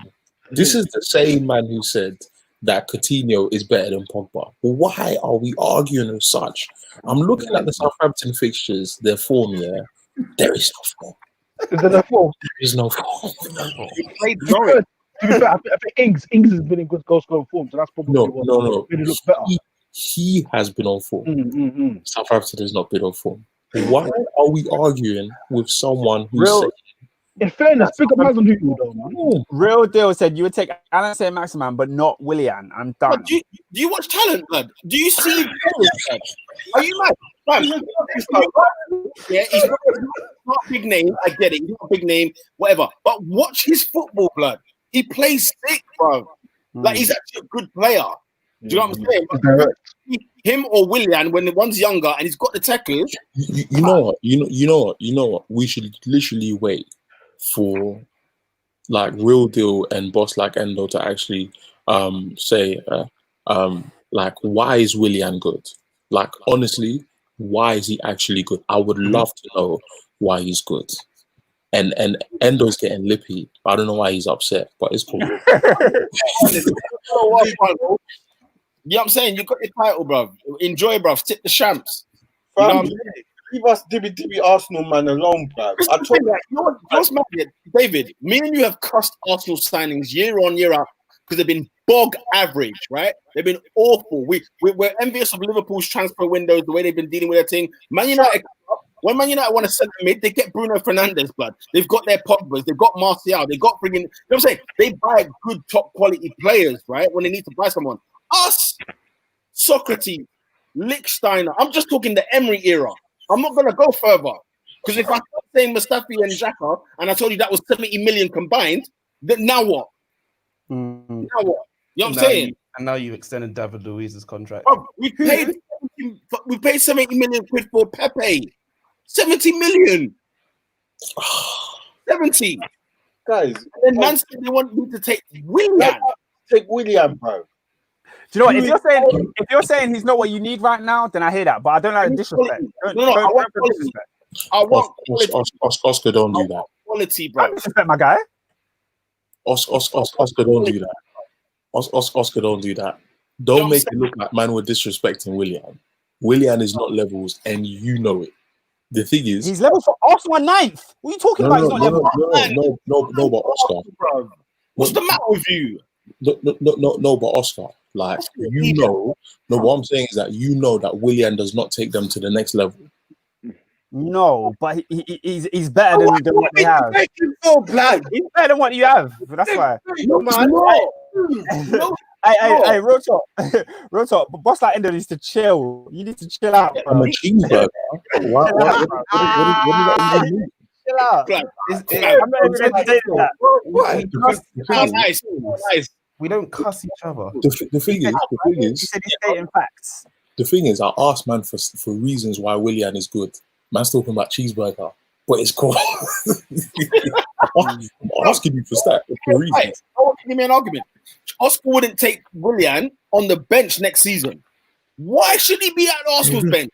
Because why? We've got better wingers. We've got wingers coming through. We've got wingers coming through that need the game time. That's true. You have Ross Nelson, bro. Come on, we're on the same predicament. Why not? Martinelli, Pepe are all better than Willian. Have they performed better this season than Willian has? What, Saka and Martinelli? Saka, yeah, Saka's great. Martinelli's our second great player. Martinelli's great, but you can have Willian on the bench. You could have Willian in your squad. He'd make your squad better. But anyway, let's move on from Willian because it's been a while. Back to the Arsenal. No, because you guys had a decent game. Like the first half, you guys were actually like giving it to Southampton, and it was just silly mistakes from Southampton. Yeah, in the first half. Was 0-0. Yeah, the fair was 0-0. We got lucky with two great, well done for Eddie and Katia for pressing McCarthy from getting that goal. Do you know what I'm saying? Because he made it out of nothing. Fair play to him. And then Joe Willock's goal. You know what I'm saying? It was good play from Arsenal and whatever else, but he nicked it in the end. And game, set, and match, 3 points, clean sheet. I get why people from on paper might see it and say, look, Arsenal fans, just be calm with that. Take your 3 points and move on. The problem with Arsenal is that we've seen this year on, year out. Whenever we won games back in the day, right? We never, I remember David, was it last year or the season before? Arsenal were winning games and even had that unbeaten run and blah, rare. But only a few Arsenal fans knew that actually this is paper overing bare cracks. And once it started, we started dropping points, rare. What we all thought was going to happen it imploded in front of our face. Do you know what I'm saying? We got a 1-0 win start of the season away at Newcastle. What did that mean? You know what I'm saying? And we had a great transfer window, apparently. But look, we're 9th after 30 games. 10 wins. 10 wins. You were 11th before the game, and that's saying something. Bruv, Crystal Palace went above us, bruv. Mm-hmm. Palace. So, you know what I'm saying? And if Arsenal make the top 4, if magically Arsenal got into the Champions League by magic, Man United, Wolves, Tottenham, Chelsea, whoever else will be looking at themselves thinking, bloody hell, how on earth have Arsenal made it? Oh, well done, Arsenal. Because even if we do, like, if David's saying we won 10 games and we win our next, 18 games, 18 wins all season? Shambolic. We've just survived relegation, lads. We're in next season, mate. Right. 40 points after 30 games. Come on. Man, come on, guys, man. Come on. Anything else on the Arsenal game, mate? I'm gutted about these new contracts. They're really annoying me. Because it must mean there's no money for. But didn't Arteta want Luis? And you clearly said it at the City thing that he wanted him to stay. And I'm worried. No, I'm worried that now, bro. Because fam, because what that guaranteed? Yeah, what that guaranteed, we're not buying a centre half next season. Guys, and that is, guys, think about it. 2020-2021 season, Arsenal are walking into the Emirates with David Luiz, Mustafi, Socrates, maybe Mari as well as and think he might turn good, holding or whatever. Saliba as well. So much pressure on him. I need Thomas Partey next summer. This summer, I need Thomas Partey or someone that can control that midfield. Because today, in Southampton game today, if there's something I noticed, David, we don't have a midfield. We ain't got somebody who can tackle, and then we ain't got someone who can assist. Bro, we ain't got someone who can hold there. So clear off, blood. Yeah, man. The ball, bro. You can bounce, blood. And imagine this as a midfielder, yeah? You ain't got one that can tackle, one that can assist, or one that can even dribble with the ball. What kind of midfield is that? Real Deal says Arsenal's problem at the top has always been. I'm thinking he's saying at the top has always been the problem. I think Arteta wants him to coach, so he's not involved in transfers and things like that. And see, that's a problem. Yeah, and that's a problem, bro. Because Klopp and Liverpool, hand in hand, bro. This is what I want. This is what I need. Boom. If you're gonna have this stupid, why are you giving David Luiz a thing, bro? He needs to be gone, bro. We're just building on crap, bro. He's a big part of the problem. You tell me what centre back's gonna come to Arsenal and say I'm gonna partner with David Luiz and that. And that might be Arteta's point, though. Arteta might be turning around thinking, blood, no one's gonna come to Arsenal now. No top centre half wants to come now. I better keep something that's got some experience on his belt. But he's such a mare that it's not worth the risk. Yeah. Because in theory, why I said he was a good signing initially was part of the reason with Saliba. So I'd expected, Luis to have a somewhat decent, with a couple of mistakes here in their season, but then the second season will be sort of coaching, nurturing Saliba. But it's like, why do you want him learning bad habits? I'd rather. I like. Yeah, that's facts. Like if you look at the centre half, all their leader is David Luiz. That is alarming. Real Deal said Ceballos has been underwhelming, and he had high hopes for him. I think we all had high hopes for him. I agree, man. And that performance he had against Burnley, blood, I've not seen anything since. But I was gassed when he basically pulled us back in the game himself. He come off the bench, turned the game round, and I was like, yes, man. Here we go. Let's get. We were talking about standing him up then. You know what I'm saying? 60 million or whatever it was. Slap the P. I remember one guy on Arsenal Fan TV was like, "Guys, calm down," and then everyone got on his neck because he said, "Calm down." Speaking of Arsenal Fan TV, shout out to Ty, giving it about giving it all. My man alone. I can't. He gives me life. I actually tuned into the Arsenal Fan TV because you thought we were going to lose. No, I don't know, because the amount of stuff that they've been producing the last week has been gold. So I was like, I need to watch it live. I can't like them. So now what kind of content kings, bro? This lockdown, every day, blood, they've got something out there every day. I'm sitting there thinking, yo, This is serious, bro. Bro, sometimes I'm watching Arsenal fan TV till I fall asleep. Content. Content. And now, no, trust me. If you do watch like 2 hour lives every day. If you watch the games along with them, I was in tears. Absolutely. There's one point where Ty was celebrating, like doing the thing, and then Robbie was looking at him and was like, "Get the hell out of the screen! What are you doing? I need to watch my Arsenal."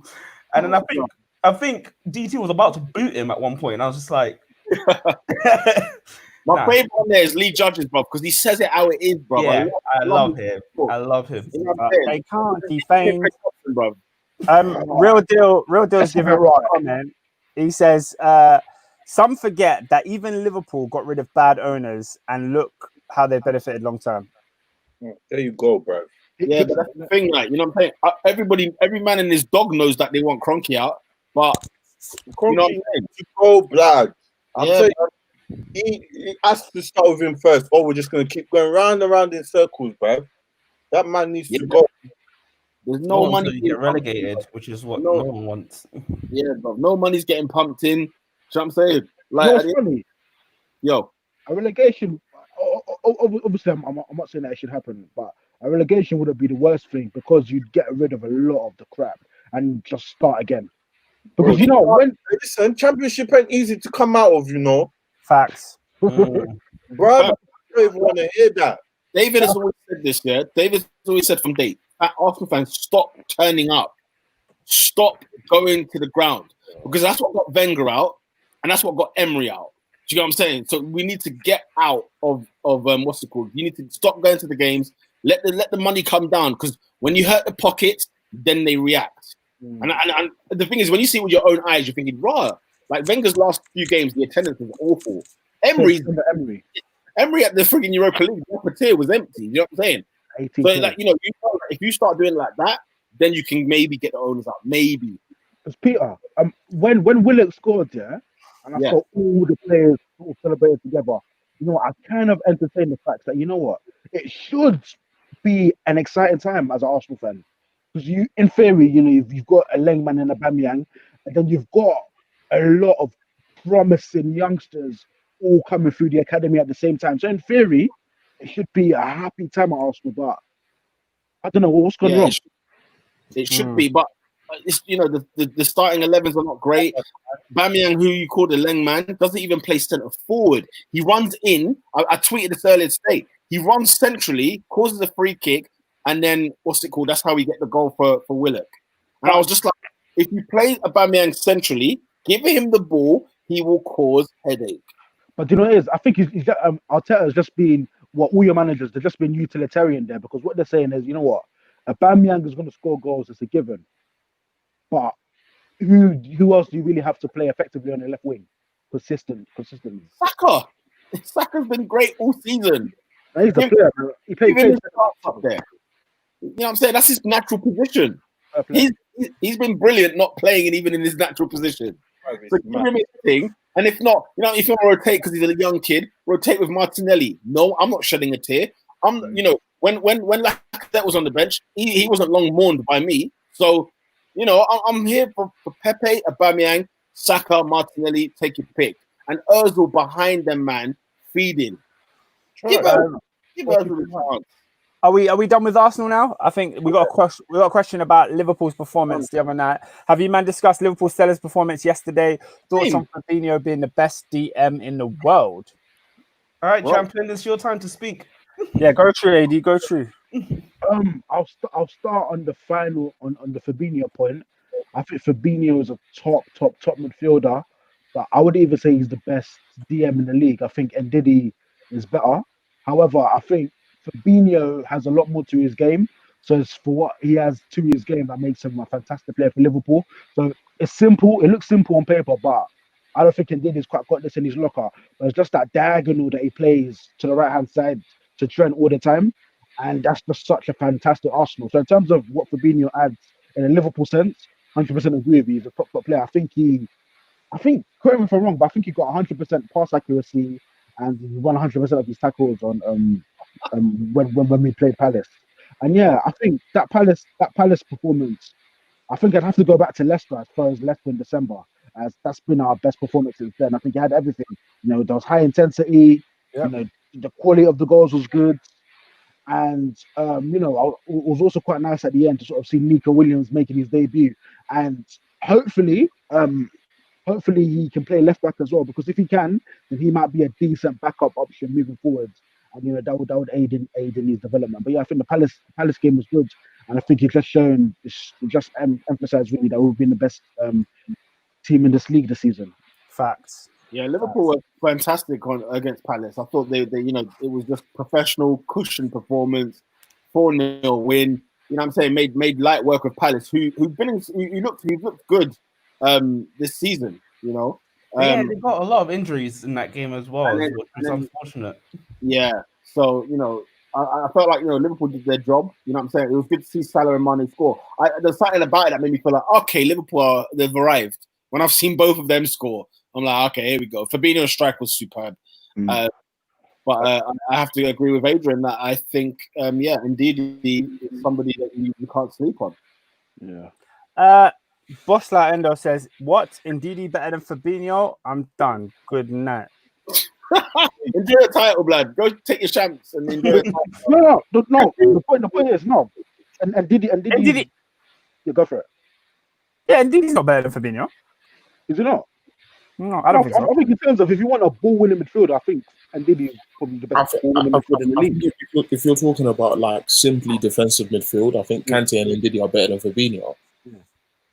That's what I'm saying. I think Fabinho is a better all-round midfielder than Fabinho. And that's what I said. I said for our system, like Fabinho's got way more to his game, so it's better suited to what I'm saying. But purely, if you're talking ball winning, I don't think there's anyone better than Ndidi. Yeah. I agree. But yeah, no, it was just another Liverpool slaughterhouse. Yeah. Trent Alexander got a fantastic free kick.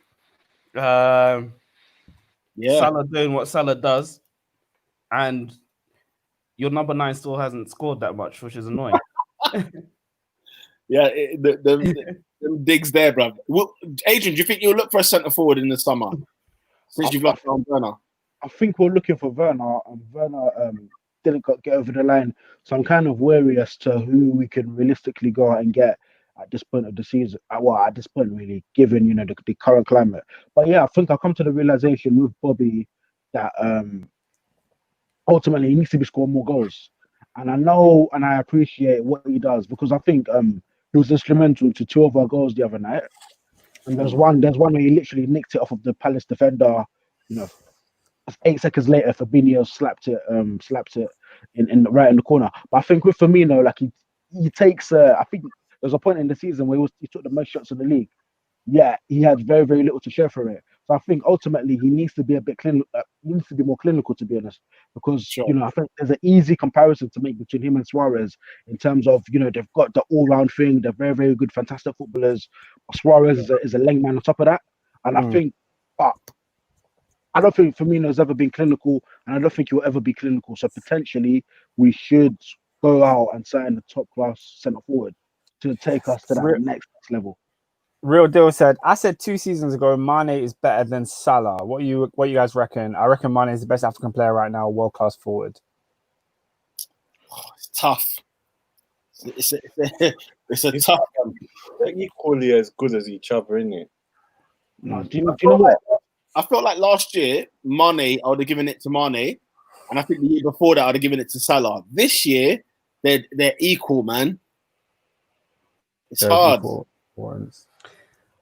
And I'll give it to Mane. Mane, for me, has been more prolific than Salah. I think just because the amount of the assists that he's done to help Salah get to where he is.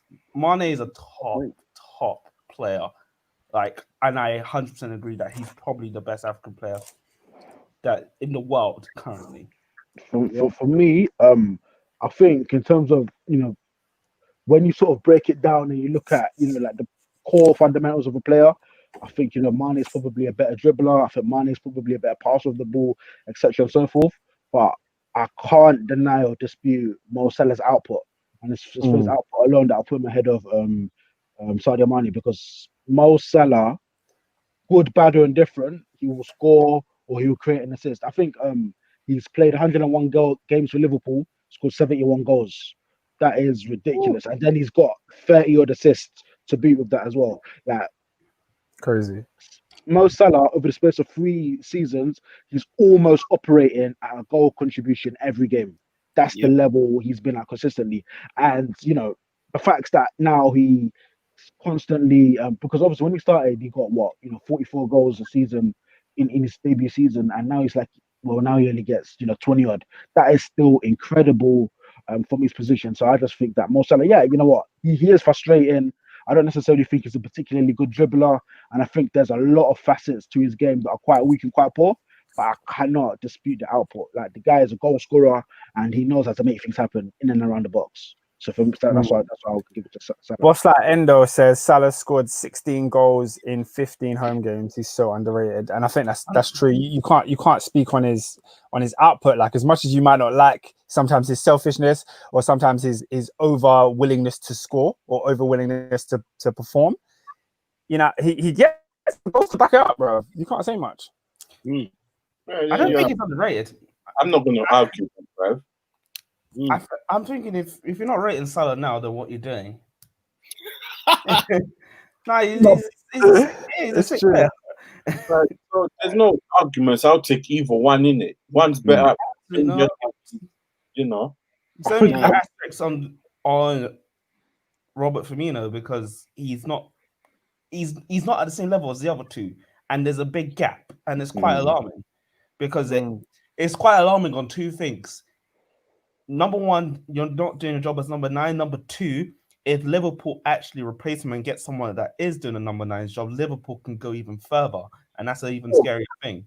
That's the scariest thing. There's strides for this Liverpool team to get better. Listen, you see how I was talking, you can't win the league with your number 9, I think, doesn't score whatever, 20 plus. But I take it back, bro. Firmino does the job, bro. So, they've proved it there. That's what me and Adrian were saying last year, though. So, hey, I take that back in it. Man was saying if your number 9 ain't doing things, hey, listen. But also, I think whether or not it's a fair trade, that's another thing. But I think the work Firmino does off the ball can't be understated as well, and the amount of space he actually creates for the other two, and the amount of work he actually helps. The way in which he sort of helps, because Liverpool are high pressing sides, and our press starts from the front, and ultimately the tempo that Firmino sets as well can't be understated. But the thing is, he's not a number 9. Like, he needs to stop being judged as a number 9. He's not a number 9. Do you know why? I'm with you, but then at the same time, like, if I'm hearing things like he's had the most shots in the league, and I need to see some sort of conversion rate. That's fair, yeah. The issue I have with that is that I think because of the way you play, he's always going to get chances. But when he was at Hoffenheim, he was a right midfielder. So I think the expectations have been because he wears the number 9 shirt and your other guys are just shooters, like in their DNA. So I think the expectations are just too high for him. But his numbers speak of where he is. Off the ball, he is incredible. Probably the best false 9 in the world. But I think the expectations are a bit nuts, if I'm being honest. Is it nuts to ask him to score more than 1 league goal at home in over a year? It's not nuts, but what I'm saying is that the figures that people were demanding, I think, because his best season, he did double figures, no? No, he got 27. So he got 27, and he's like getting like 16.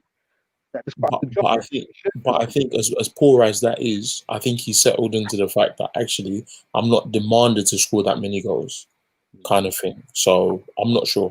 I just don't have the same expectations as Peter and David. Because I'm just like, he's not a number 9. He's not. That's fair. Real Deal said his output was higher at Hoffenheim. He needs to step up. So he's going with Adrian's point, Fair enough. The Liverpool system is what it is, isn't it? So if he's not going to score, if he's going to score 10 plus, then hey, that's it, bruv. They win the league. And also there's an argument that the Bundesliga is just a bad league. So it's easier for his output to be better consistently than it is in England. The man won the league on Boxing Day. I mean, this year our league has been won early too. Boss like Endo says this is a historic season, arguably the best ever by one team. We've won 28 out of 31. Put some respect on our name. Bobby is a baller. Pete, should we move on to the fixtures because we're close. We're approaching 2 hours. I had the phones then ready. Let's run it. It was just literally just to say, okay, just to go through the game. Spurs beating West Ham 2-0. Not really much to say on that. Nice and easy. Good to see Kane. Kane finally got a goal, and you can see how exhausted he was and how much it meant to him to finally score for a long time since he scored. Leicester, lads, what did I tell you about Leicester? You was right on the money. Slipping. I'm sorry for debating it with you. No, well, it's not over yet. They could still finish third. You never know. They could still be in the top 4 and whatever else. But they're treading on thin ice. No, bro, I'll keep it a buck. Even if they do still finish third, they've pretty much done all that they could to throw it away. Yeah. 11 points out of 12 games. And then the way in which they've started since Project Restart kicks off. Yeah. I mean, you score a goal away at Watford. We're 6 points behind them. It's them ones where like they've drawn twice with like relegation fodder. Yeah, come on, man. Yeah. The fact that we're 6 points behind them is saying something. Yeah, we're 1 point behind. I wonder. So Wolves beating Bournemouth, lads. Remember what I said about Wolves this season, yeah? When we done our predictions earlier, they are getting them wins, blood. They're just getting them. It's gonna hop along. It's annoying those wins. That's what I'm saying. You know what I'm saying? And I got Raul Jimenez and Traore and Doherty in my team. And what do you reckon? Goal and assist, lovely jubbly. What do you guys think of Adam Traore? Like, is he the real McCoy? He's just big and he can cross, and it's annoying. And he's getting better. He's growing. He's growing. And this is one thing I really feel like people have almost forgotten in football, the idea that a player can grow and get better and become better technically. Because I think Adama Traore is showing that. So that's why I'm always on these managers next to be like, nah, improve someone who's a prospect. Don't just buy someone new when Adama Traore can't cross. And the thing is, with Adama Traore, like, it's one of them ones where I need consistency, bro. I don't do 1 season or I don't do 6 months where you've been good. You know what I'm saying? I need consistency. What's the Real deal said he remembers Peter. You said you wouldn't take Adama. He hasn't forgotten. Bro, it's like look at the lesson we're learning now, Real deal, with Pepe. Remember. Unbelievable last year. Is the talent still there? 100%. Has Adama Traore got the talent? 100%. I need consistency, bro. At the end of the day, it's one thing trying to just be, trying to fight for a Champions League spot, European spot. That's all well and good. It works well for Wolves. But is he the creme de la creme? Is he the one when you go to, let's say he signs for Man United or Man City, can he swing? You know what I'm saying? Can he go to Madrid and swing? Arsenal have let him go. So, I can't ignore them either. I can't ignore all that. So I need consistency, bro. That's what I'm saying. I was just going to interject on the Firmino point. By the way, he's actually been better at Liverpool than he was at Germany. Just saying. What stats-wise? Yep. Okay. All right. No problem. Okay. Obviously, stats don't tell everything, but we get it. We get the point. Everton beating Norwich away. Don't care. Expected. Who cares, bro? Norwich. Yeah. And then Newcastle 1-0. Huh? The Norwich are such a disappointment, man. I don't know what I was expecting from them. I was going to say, what were you expecting? Oh, I thought there was going to be something. They had a good start, and then it just ran out. It's the same thing with every single championship team. They have that oh my gosh, we're in the Premier League, let's go all out. And then they realize, oh my gosh, it's the Premier League. And then they get what? I agree. Newcastle 1, Villa 1, and Burnley 1, Watford 0. David. Yo. No, let me not get to David yet. Goal of the week. Are we doing all that now? Yeah, just run through it quickly. There's a lot of good goals this week. A lot. For me, sure. The Liverpool game. I was going to say Kevin De Bruyne because that free kick was mad. I'm going De Bruyne. It made me jump out my seat. Interesting. Anybody else? De Bruyne. They're generally both good goals, if we're being honest. Yeah. Okay, the goal of the week is Kevin De Bruyne. Just team of the week. Why do you have to think about that one? Chelsea.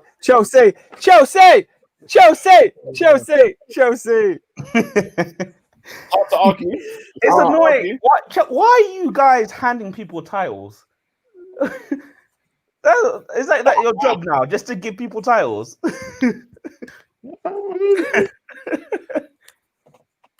Yeah. The last time we gave Leicester the title, we went and won it the next year. Remember that? Yeah. Hey, you're a title contender next season. There's no doubt about it. I hope so, man. I hope so. Yeah, so team of the week, are we saying Chelsea? I've given my vote is Chelsea. You lot can vote in it. I'm going Liverpool. They clinched the title. They won 4-0 against Palace. Fair enough, Chelsea gave them a hand. But I'll give it to Liverpool. I think I'll give it to Chelsea because they gave Liverpool the title, and it wasn't, and we were all expecting City to clean house with them.